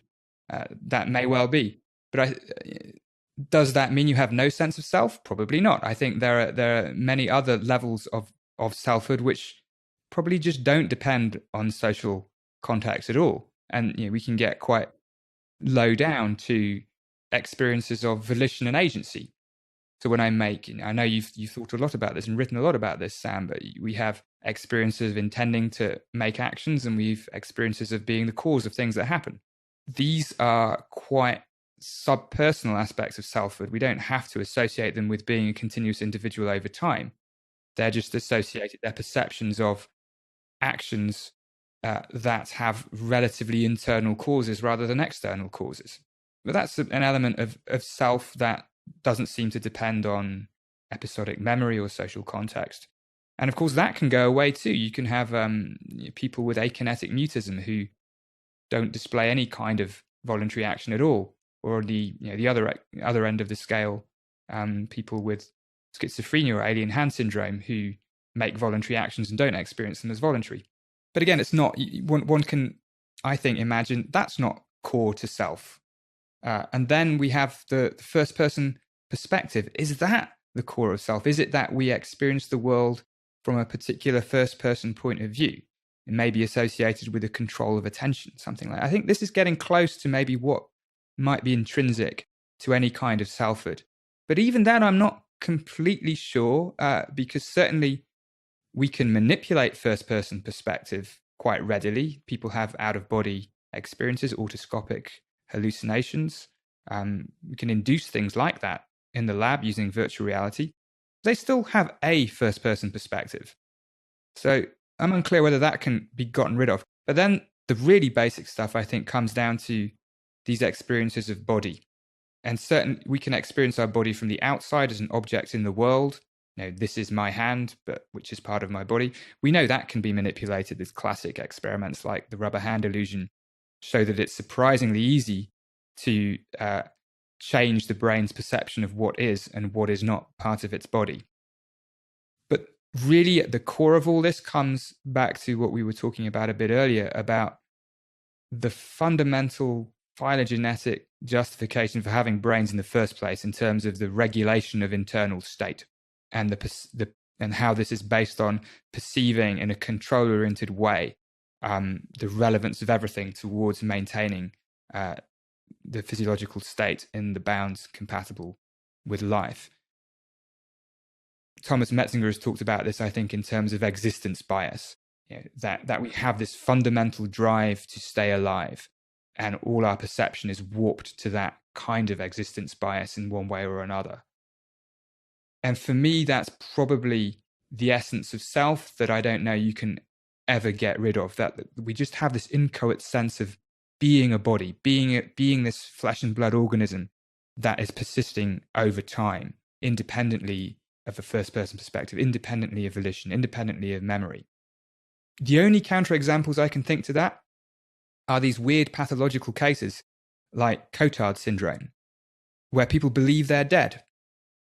They believe they no longer exist, which is, of course, a self-contradiction, but nonetheless, they still believe it. And what perceptual experiences lead them to come to this belief? The few studies that have been done implicate problems with this interoceptive regulation and control of the internal state of the body. And I think that's a big clue to what may lie really at the bottom of our experience of selfhood. I've never known what to make of the claims to that condition, whether it's some version of, it's like a interoceptive alien hand syndrome, where you're just disowning everything that's happening in the center of you. I don't know what to make of that. It's one of those cases where you're not sure that words mean what they seem like they mean when people are describing their experience. Yeah, no, that's true. I've never met personally anybody in that state, so I also a little bit wondering the same as you. What do they really mean? But still, it's the consistency with which Cotard syndrome patients make these claims is suggestive that there is some very peculiar phenomenology going on there. Well, so I'd like to just linger here on these 5 terms: bodily, perspectival, volitional, narrative, and social selves, because my sense of self and its absence I can kind of connect these dots in a way that may seem odd. I mean, for instance, the bodily self. So I've already said that there are experiences where the body is rather vividly absent. Now, whether or not it's actually absent is another question, but the experience is one of just having completely lost touch with the body. And I guess if we could remember it, there's probably experiences in dreams that people have where there's no sense of having a dream body. But you can definitely have these experiences in meditation where, your body has been zeroed out and you're having the experience of it's even less than floating. There's nothing to float, just this kind of vast expanse of consciousness without a sense of being embodied. And yet there can be no less sense of being a perspectival self. If you're thinking, presumably you could have a narrative self come online if you're noticing episodic memories or thinking about your future. Thomas Metzinger, who I know you know, was also on the podcast, and we had a conversation very much on this topic. And I think it occurred to me just talking to him, it was not something I thought of before, that for me, the most rudimentary feeling of self, which is the thing that drops away when meditation's actually working, or when you're noticing what is there to be noticed about consciousness prior to conceptual thought, the thing that drops away is the sense of, here I guess I would unify the perspectival and volitional selves, the sense that I am the source of attention and volition, that in paying attention to objects in physical space, or even paying attention to sensations internal to the body, I am the upstream locus of attention. And that seems to be of a piece with the feeling that I am the upstream source of volition, and therefore I'm the agent that can have free will, that can choose to do one thing or the other.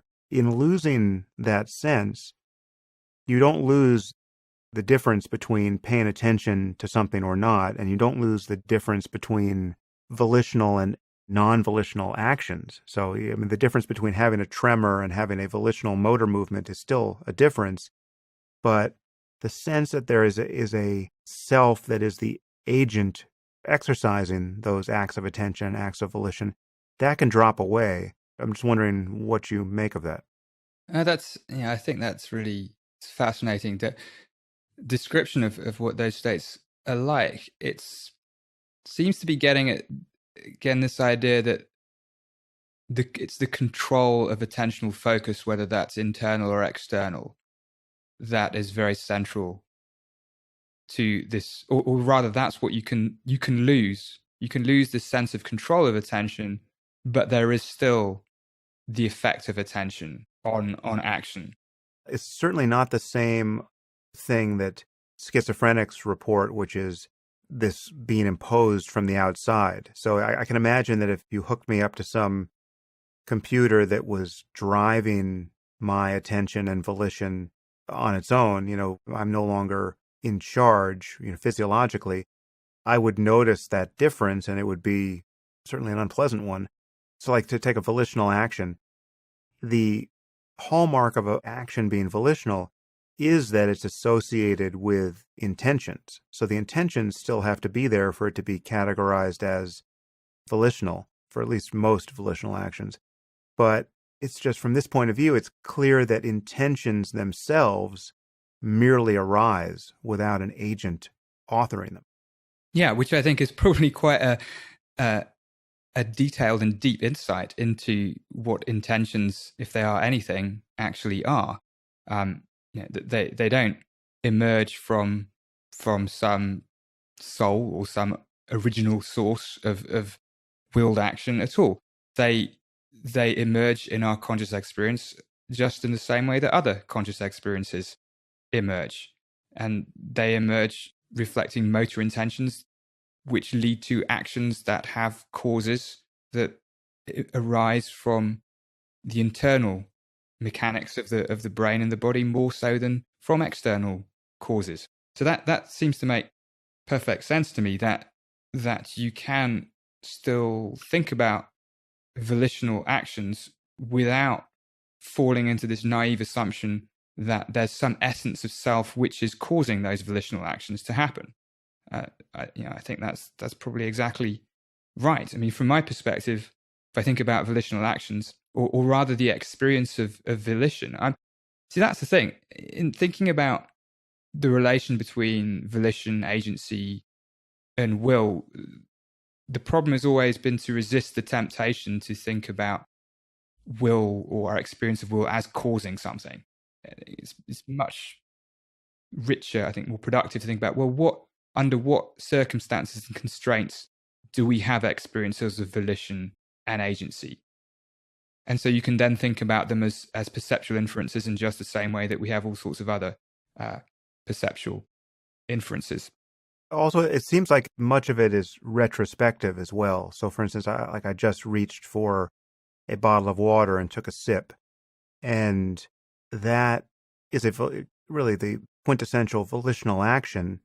But I noticed that my experience of it was, as a volitional action, was fairly retrospective, in that I was not vividly aware of the intention to do so arising, but I noticed that after I had done it, the behavior seemed in harmony with, I mean, it was clearly not something that had been imposed on me, right? It would have felt different if the alien hand had reached for the bottle of water.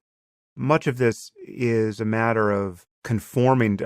Probably your predictive model works pretty well here. It's a matter of conforming to some internal model of what's about to happen. The absence of having generated an internal model would be the experience of having this thing imposed on you. Right. I think that's exactly right. If you think about exactly that kind of canonical voluntary action, you just reach to pick up something.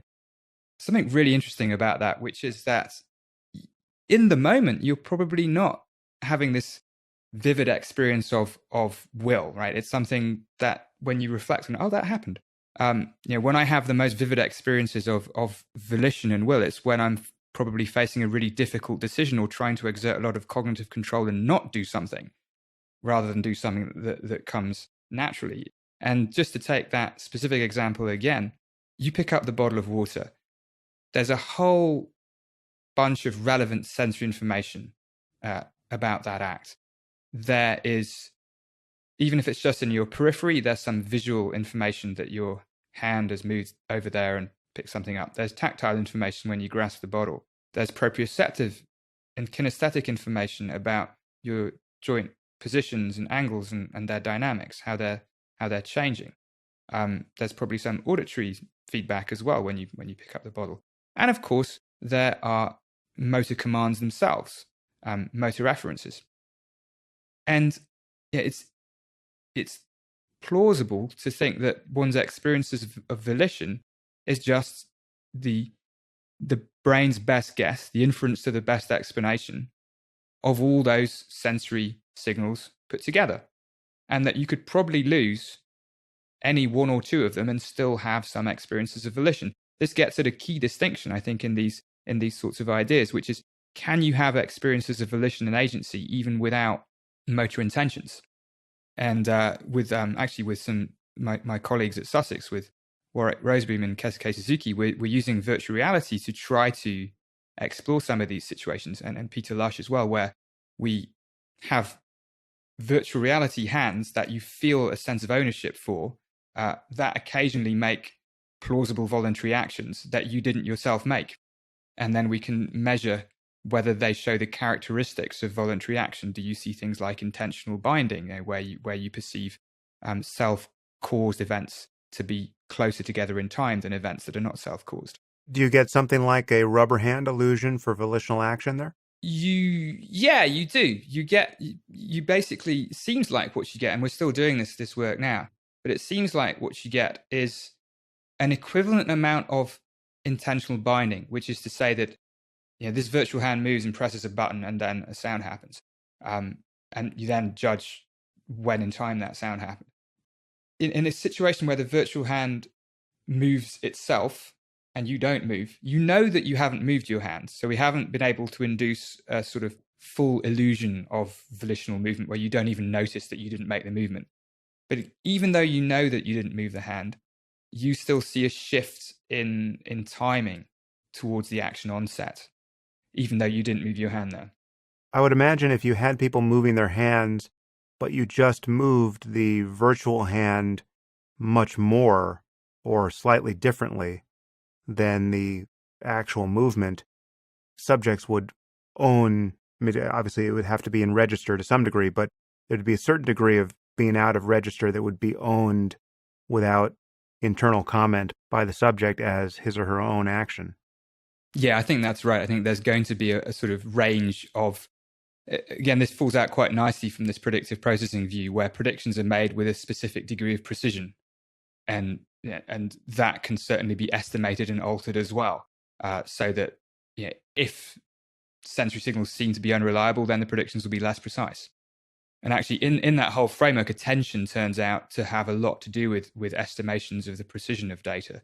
And so there might be very nice formulations of attentional control within predictive perception that have to do with the brain predicting that, let's say, my proprioceptive signals have suddenly high precision, in which case my predictions will be fulfilled and I will actually move compared to not moving. But that's getting us onto slightly different territory there. Well, so before we move on to AI, I just want to hit this topic of the social self for a moment, because that strikes me as quite different from the other ones we're talking about, in the sense that not only is it dependent upon one's interactions with other people in the world, but it is more a matter of, some people talk about states of self as opposed to having a coherent social self, because of just how differently one can feel in different contexts and relationships. Many of us play different roles in life.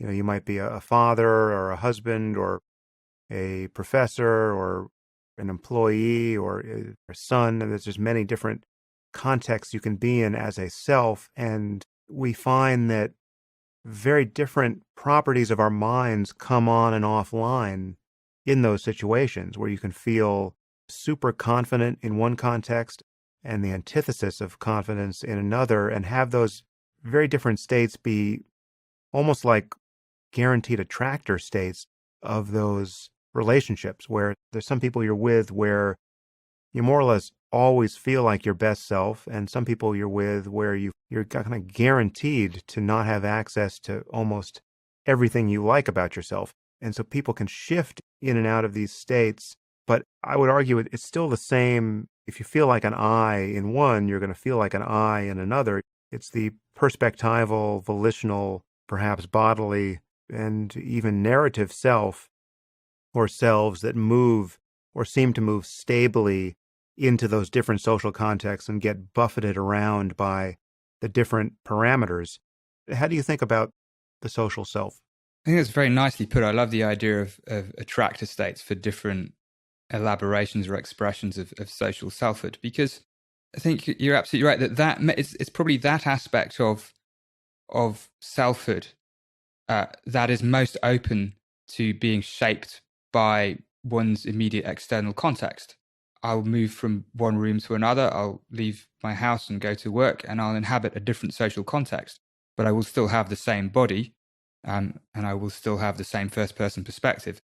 So the perceptual predictions that underlie those aspects of self are going to be more stable than the experience of social self, for which the context is going to change all the time. So I think that points very nicely to the fact that certain aspects of selfhood can be more malleable than others, and might even, as you say, just switch quite fluidly from one to the other.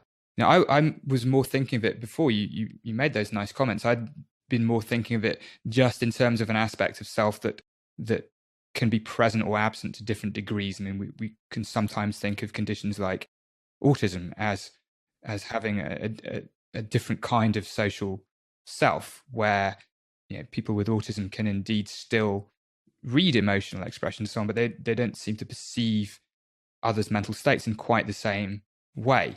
But I think you're absolutely right. The same applies to us all the time too, that we can switch social context, we switch social self.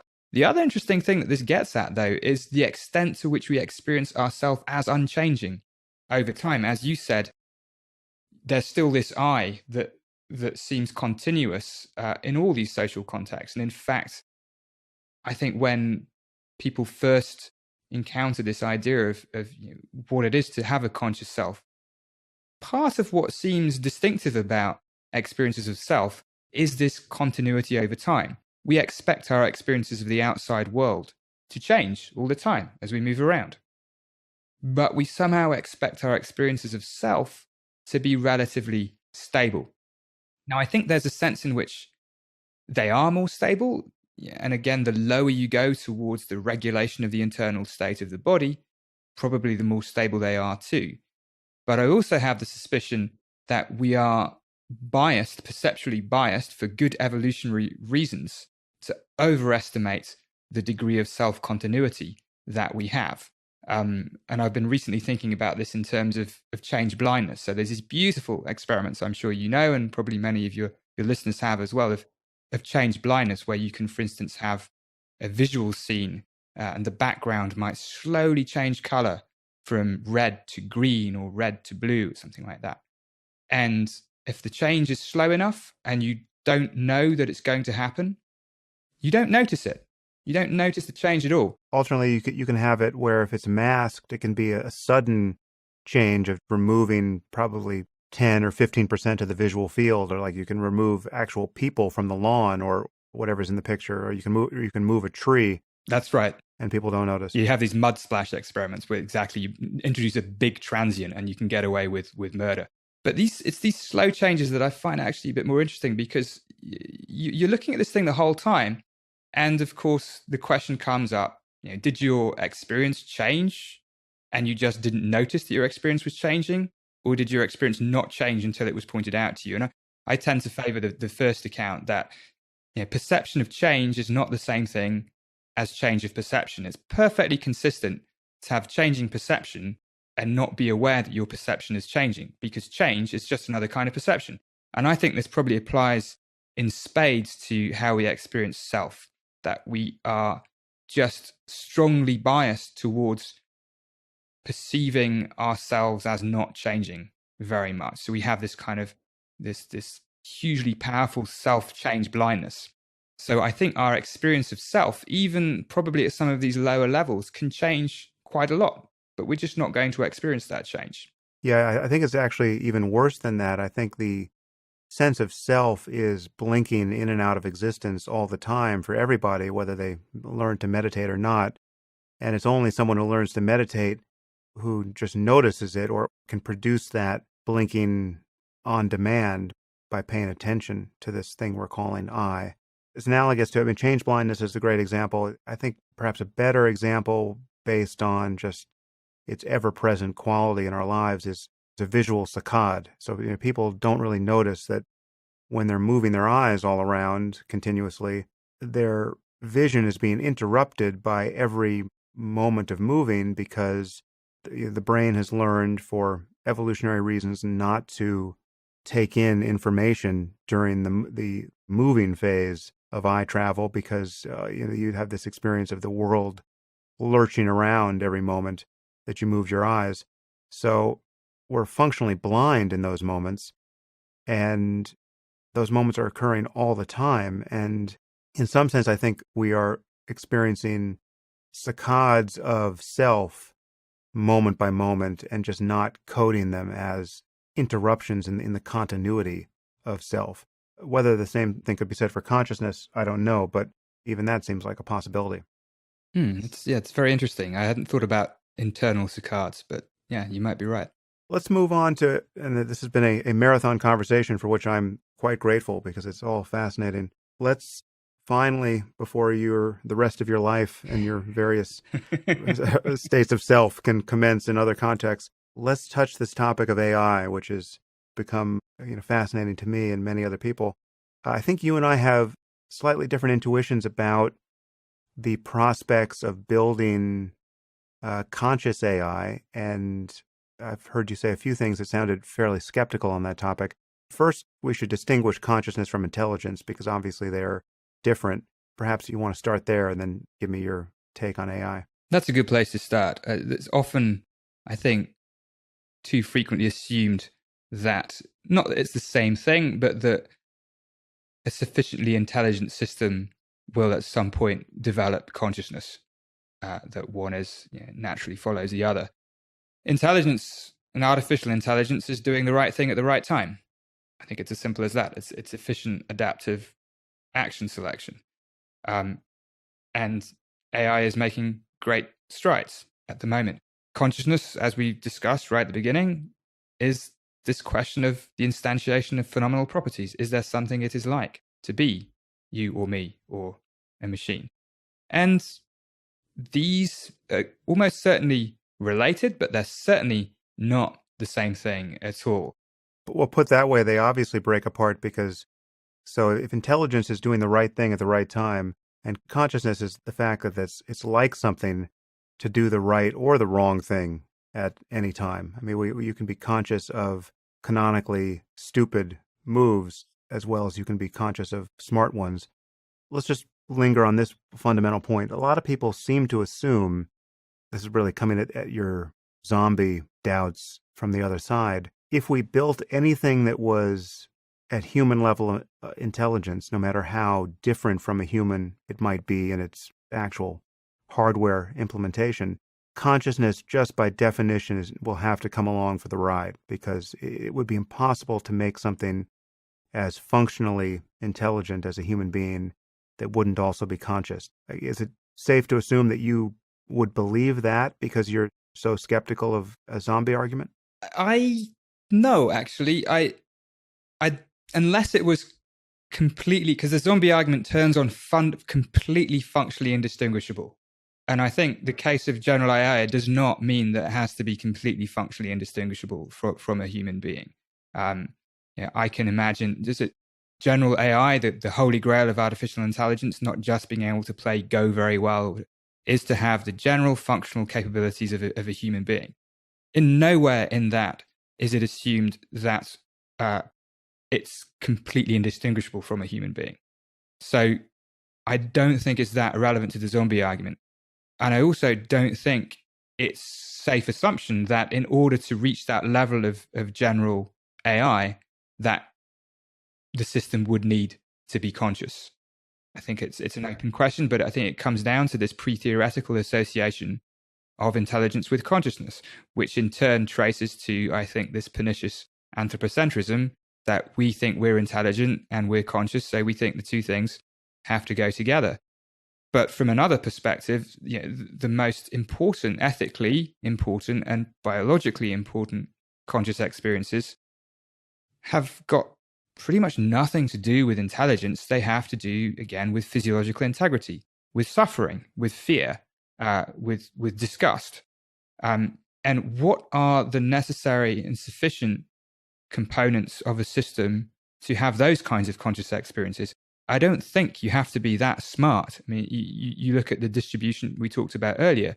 What do we think the distribution of conscious states in non-human animals is? And the ethically relevant question there is, what animals are capable of suffering?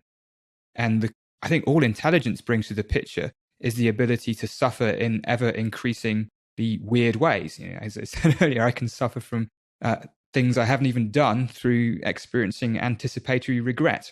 It's unlikely that a bacterium, or probably unlikely that a bee will experience anticipatory regret. And there have been experiments about whether rats can distinguish between regret and disappointment, which are quite fascinating. But the point here is that intelligence, I think, is a bad criterion for assessing whether something is conscious, whether it's a non-human animal or whether it's a robot, or whether it's the next iteration of AlphaGo. Yeah, no, I would fully agree there. And for me, the scariest possibility is that we will build superhuman AI that is not conscious, and it will destroy us because we build it badly. And that would be to turn the lights out on Earth, or at least the human level lights out on Earth.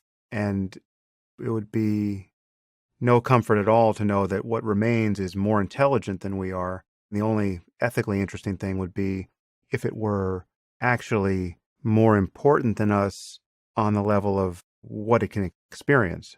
If there's a silver lining to being destroyed by your artifacts, it could only be found in the fact that if you've actually given rise to something that is ethically more important than you are, and the criterion for that would be, just as you said, that it would experience a wider range of more beautiful, more creative, more insightful conscious states, and have possibilities of suffering that it wouldn't experience. So that it would be, it'd be important that these machines be built well and not be built in such a way as to be merely miserable. That's right. Yeah. I mean, I think that's absolutely right. This is exactly where we started, that without consciousness, there is no meaning to anything. And we could argue whether actually conscious experiences in general for most creatures and most species are characterized by an oversupply of suffering compared to beauty, in which case maybe ethically it's not a bad thing if we have non-conscious successes.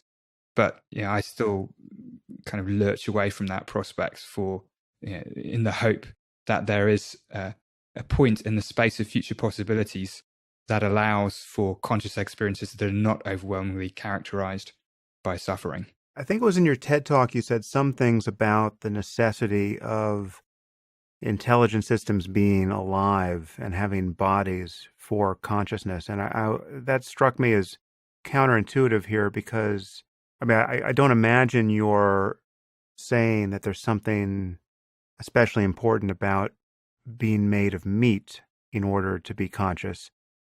You could imagine replacing individual neurons in a human brain with their functional equivalents that are not made of meat, and just doing that enough. We kind of run into a Theseus's ship example here, where we replace all the parts, but they have all of the same functional characteristics. Has consciousness disappeared because now most or all of your brain is silicon? probably less controversial than that. Just imagine you're a human being now with your conscious experience, but we change all of your inputs into your brain. Your brain is unchanged. Your brain is still the wetware as you know it, but we've just replaced all of the inputs with, you now have silicon motor neurons. Everything that terminates on your cortex is now artificial, but the functional equivalent. So essentially you're a brain in a vat. I don't think you would assume consciousness would go out under those conditions, would you? In the second condition, no. But then one would have to ask, what if the system had never been alive in the first place?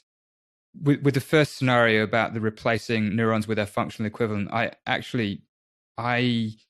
am left very ambivalent about that. I'm not sure functionalism is a safe assumption. And I think, indeed, if one does replace neurons bit by bit with their functional equivalents, firstly, skeptical of that kind of argument. It's the Sorites paradox, I think. You don't know. It's difficult to generate a reasonable intuition about the cumulative effect of a lot of small changes. And it seems perfectly plausible to me that consciousness would fade, and also that we wouldn't notice it fading because of, again, perception of change being different from the change of perception. But what isn't the information integration argument implicitly functional, provided that all of these new neurons have the same information inputs and outputs and integrate in the same way with one another? What remains to be conserved? Yeah, I mean, from IIT point of view, actually, it's a very specific kind of functionalism. So IIT would distinguish, if you just replace each neuron with a functional equivalent and they're all connected up the same way, then I think IIT would say, yeah, it's going to be conscious in the same way. But if you just replicate the whole input-output structure with a different kind of functional equivalent that had a different causal mechanism, that was a feed-forward network of some enormous depth and complexity, then IIT would say it's not conscious. IIT makes a claim not only about the input-output relations, which is characteristic of functionalism, but also about the causal mechanisms that give rise to that functional profile. But it is substrate independent. You don't have to be made out of meat. So that's true for IIT. I mean, why do I think life is so important? In a way, it's a bit of a challenge to this I think, a little bit lazy assumption that it's all to do with information processing and functionalism. I mean, that's just an assumption. And I think it's got a lot to do with our fondness for the latest or the most recent technological innovation as a metaphor. We think we have computers, they do smart things, so we're some kind of computer, and information processing is what matters. I don't think that's remotely obvious at all. And it also depends on what you mean by information, as we describe when talking about information theory, many different kinds of ways of thinking about information. The story about life is simply more that it's back to this idea of what brains are ultimately for, and they're ultimately for the maintenance of the organism in the state of being alive. And then from being alive and the importance of maintaining that state, you can start to derive mechanistic constraints on perception and on action that then can map to phenomenological experiences of one sort or another, starting with the experience of things like suffering and so on, that have to do with challenges to that state of adaptive allostatic regulation. So it seems to me that one is never going to find the right path to experiences certainly of self and of this core sense of embodied selfhood, unless there is an organismic context there that needs to be proactively preserved. And then that might apply more generally to conscious experiences to the extent that we start to understand my visual experience of the outside world as deriving from these fundamental imperatives of staying alive that have shaped the brain's predictive mechanisms. But wouldn't it have to be just a matter of the functional and structural integration of the system at any time point? So, for instance, if we could copy you perfectly, let's say we've mastered nanotechnology and we know exactly how to take all of the carbon and nitrogen and everything else in a human body and assemble it at will. And so we can make perfect copies of a person just like yourself, down to every receptor and every charge in your brain. So we now copy you, but obviously this new thing, this new person, as a matter of its history, has not grown up as, an integrated system in the midst of an environment. It was just cobbled together 1 second ago by little nanobots out of fundamental elements. Wouldn't you expect, if in fact it's an exact copy of you, again, exact, wouldn't you expect it to have exactly the experience you're having at this moment and be just as conscious? Yes, absolutely. I would. I think that's just a statement of materialism. I mean, if it's if it's the same thing, exactly, then yes, and I think that's definitely true. Of course, it's then going to diverge and start to inhabit a distinct, different experience of selfhood. But yeah, at that time, the conscious experience associated with a physical system at any point, I think at least, is determined by the state of that system at that time. But so then we are just talking about atoms in the right arrangement. So that certainly closes the door to any significance we would put on the history of the thing and how it has grown up embodied in the world. Well, it shows that those things are maybe what you might call diachronically necessary for conscious experiences. That in order to get a system in that particular state, without making kind of magical assumptions about a future technology that can duplicate me down to the atom, that one has to go through a trajectory of being alive in order to get systems that exhibit the structural properties, dynamical properties that are associated with conscious experiences. So I don't think you can close the door that quickly. Yeah, although on the assumption that we're talking about if substrate independence is in fact the case, and you could have the appropriately organized system made of other material or even simulated, right? It could just be on the hard drive of some supercomputer. Then you could imagine, even if, diachronically you needed some life course of experience in order to tune up all the relevant variables as a matter in practice rather than in principle, there could be some version of just doing that across millions of simulated experiments and simulated worlds, and you would wind up with conscious minds in those contexts. Are you skeptical of that possibility? Yeah, I'm skeptical of that possibility because I think there's a lot of clear air between saying the physical state of a system is what matters and saying there's substrate independence or that simulation is sufficient. Firstly, it's not clear to me in the only existence proofs of conscious systems that we have, other biological organisms in ourselves, what substrate independence really means. It seems to turn on, again, an overzealous application of this hardware-software distinction. That the mind and consciousness is just a matter of getting the functional relations right. It doesn't matter what hardware or wetware you run it on. But it's unclear whether I can really partition how a biological system like the brain works according to these categories. Where does the wetware stop and the mindware start?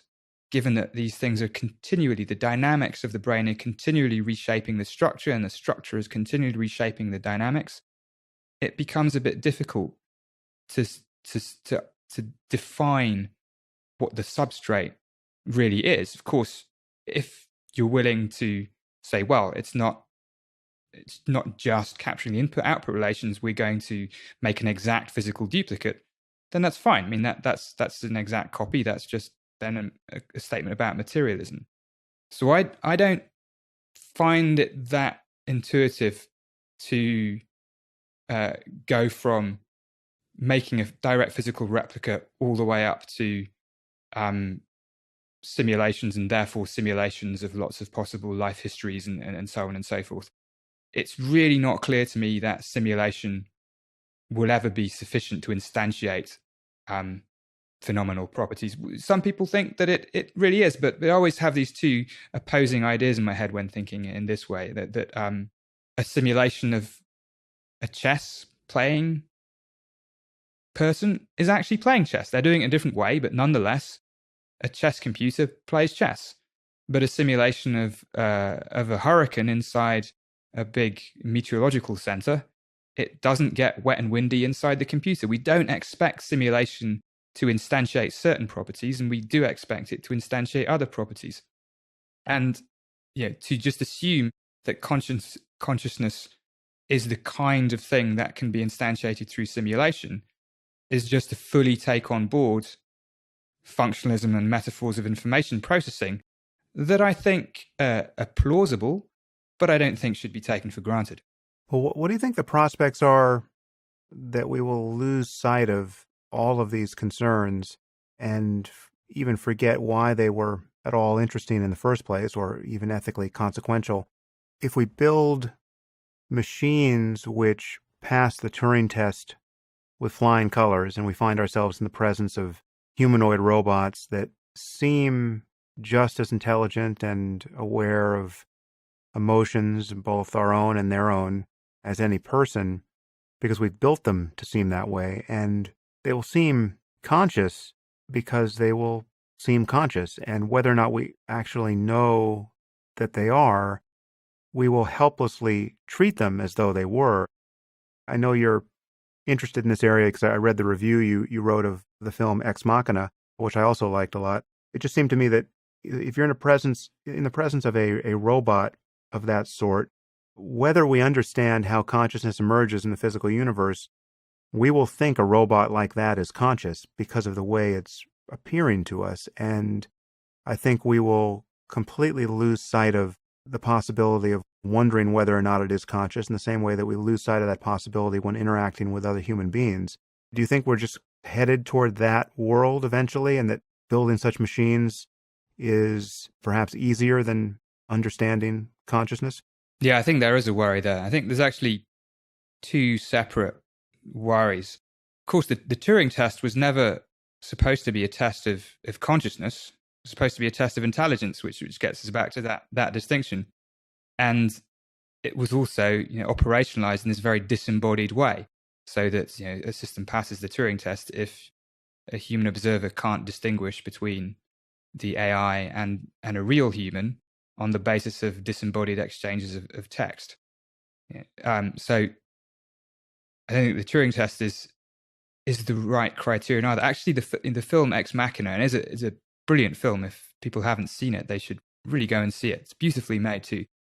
There's another test. There's a piece of dialogue in there which is so sharp that my friend and colleague Murray Shannon, who was an advisor for Ex Machina, he renamed it the Garland test after the writer and director Alex Garland.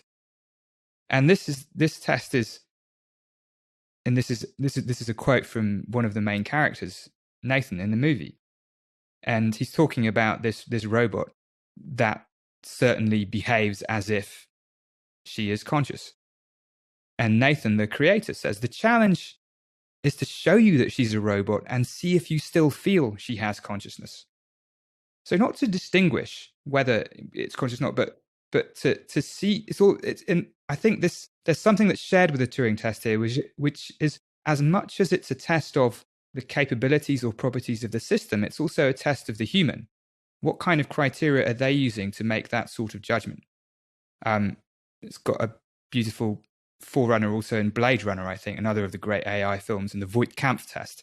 It's about emotional responsiveness and not about intelligence. Something that that film intuits is that emotional and embodied bodily states are probably better criteria than things based on intelligence. Now, anyway, let's say we get to the stage where we have these things running around. I think there are two important concerns here. One is we certainly don't want to build machines that have the potential to suffer. And we don't want to risk doing it either, even if given that we don't really understand yet what the sufficient conditions are. So there's an ethical imperative to not generate more things that can suffer. But a kind of more immediate pressing concern might be how interacting with these sorts of devices, what that does to our experiences and understanding of what it is to be human. If our environment becomes populated by these devices that behave as if they're conscious, but which we might know or assume or believe that they are not conscious in some way, what will that do to how we treat other biological organisms who might behave in similar ways? Are we, it's an open question. Are we going to sort of widen the circle of consciousness, the circle of concern, because we now have systems that look as if they're conscious? Or might we even diminish it further because we now retreat more into our own individual existence of that we can be sure about? We become more destructively solipsistic. And I think that's that potential for dehumanizing or not just humanity, but I don't know, there's a word for it probably, but that retreat towards the solipsistic self and the loss of concern for other creatures might be an unintended consequence of the increasing prevalence of AI. Yeah, that's interesting. That's something that was brought home to me in watching Westworld. I don't know if you're a fan of that show as well. I've seen the first version. I remember, so I haven't seen the recent one, actually. It's on the list. No, it's on the list, though. Oh, you have to watch it because it's very much like Ex Machina in a way, but the difference is that, I mean, there's obviously just much more of it. There's a whole season of episodes, but this notion of this theme park where you interact with robots that are indistinguishable from humans, and that part of the fun is to take all kinds of ethical license with them that you can't take with other humans because they're insentient robots, on assumption. So you can rape them and kill them, and this is what's so great about going to Westworld. What I realized in just merely watching this is that this is just impossible. Westworld would be as I've said, a theme park for psychopaths, and you would have to be a psychopath in order to mistreat something that seemed so human. And you would view other people who could mistreat robots in this way, you would view them as psychopaths as well, because it's exactly what you described as the Garland test. I mean, it's whether or not this thing is conscious, even if you had good reason to believe that it wasn't because you understood everything about how it was built and about the requisites of consciousness, the fact that it outwardly seemed so conscious and seemed to be suffering and seemed to be made happy by other experiences, it would require such a coarsening of your own ethical life in order to behave this way that you either couldn't or you would have to undergo that coarsening. Now, that's right. And of course, the worry is if instead of just this whole Westworld scenario suddenly being available, what if the path to Westworld is more gradual and less of a lurch, so that you can imagine that you don't have to be a psychopath to start interacting with systems in these sorts of ways. And maybe we're going to see that in the next 10 or 20 years with the development of sex robots. That's going to happen. And maybe there's a more gradual process in which the existence of these sorts of opportunities turns people into psychopaths eventually. Do you know Kate Darling? I do not know. Oh, she was on the podcast, and she focuses on very much on this question of robot ethics. And she alerted me to the fact that not only will there be sex robots in the near future, there will be child-sized sex robots in the near future for pedophiles. That was quite something to contemplate. Oh, God, yeah.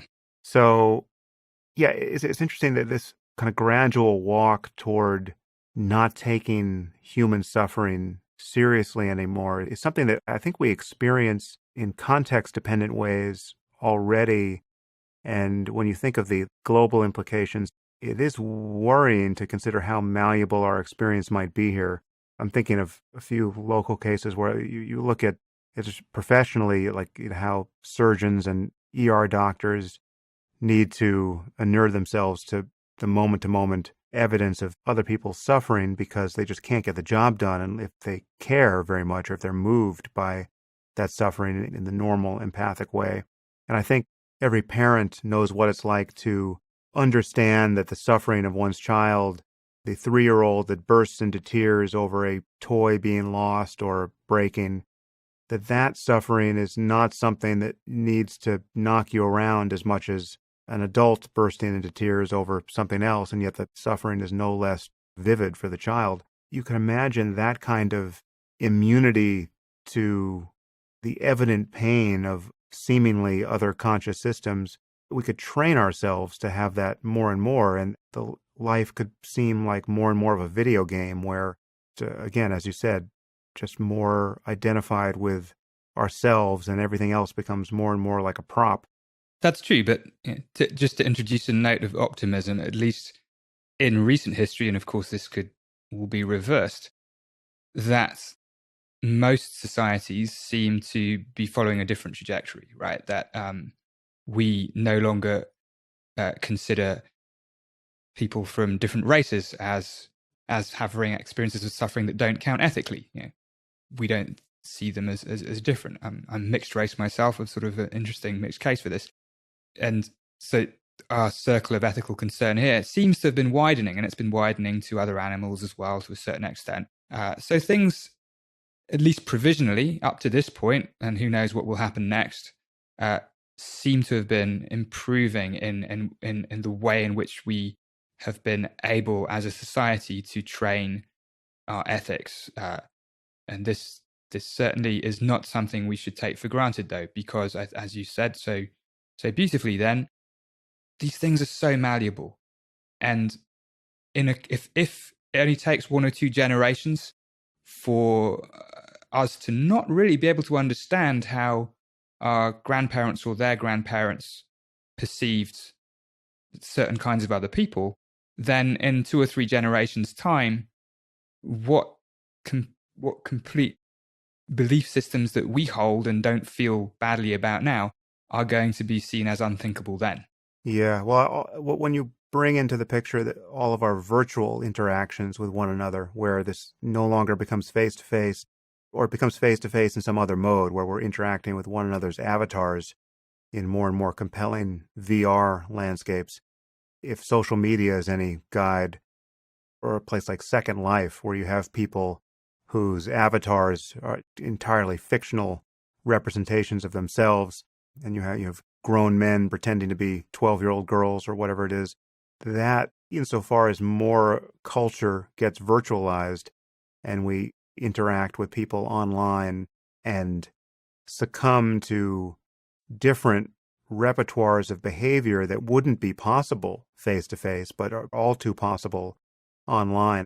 I'm in the habit of thinking about online interactions having more and more the character of road rage, where suddenly it becomes possible to behave in a way that is starkly maladaptive, and the only thing that's allowing you to do it is the fact that you're in a metal box with a pane of glass between you and the person you're interacting with. Caution is definitely warranted as we continue to port more of our experience to these different contexts. That's right. And I think, these issues almost, they don't really depend on thinking about what the basis of consciousness itself is. I mean, these things are equally important if we just think about how perceptual and emotional contents are formed, completely independently of the hard problem or AI. Just the lessons that we're learning about how perception is dependent on predictions in a very context-dependent and fluid way should alert us to exactly these kinds of dangers, but exactly also the opportunities that they afford, to the extent that we can be in a context where our perceptions and therefore actions are ethically undesirable. Well, then there's the equal potential that in the right context, we can alter people's perceptions of themselves and of the world so that the ethical value of society as a whole is increased. Yeah. Well, on that note, let's sign off for what has been a really enjoyable podcast for me. It's fantastic.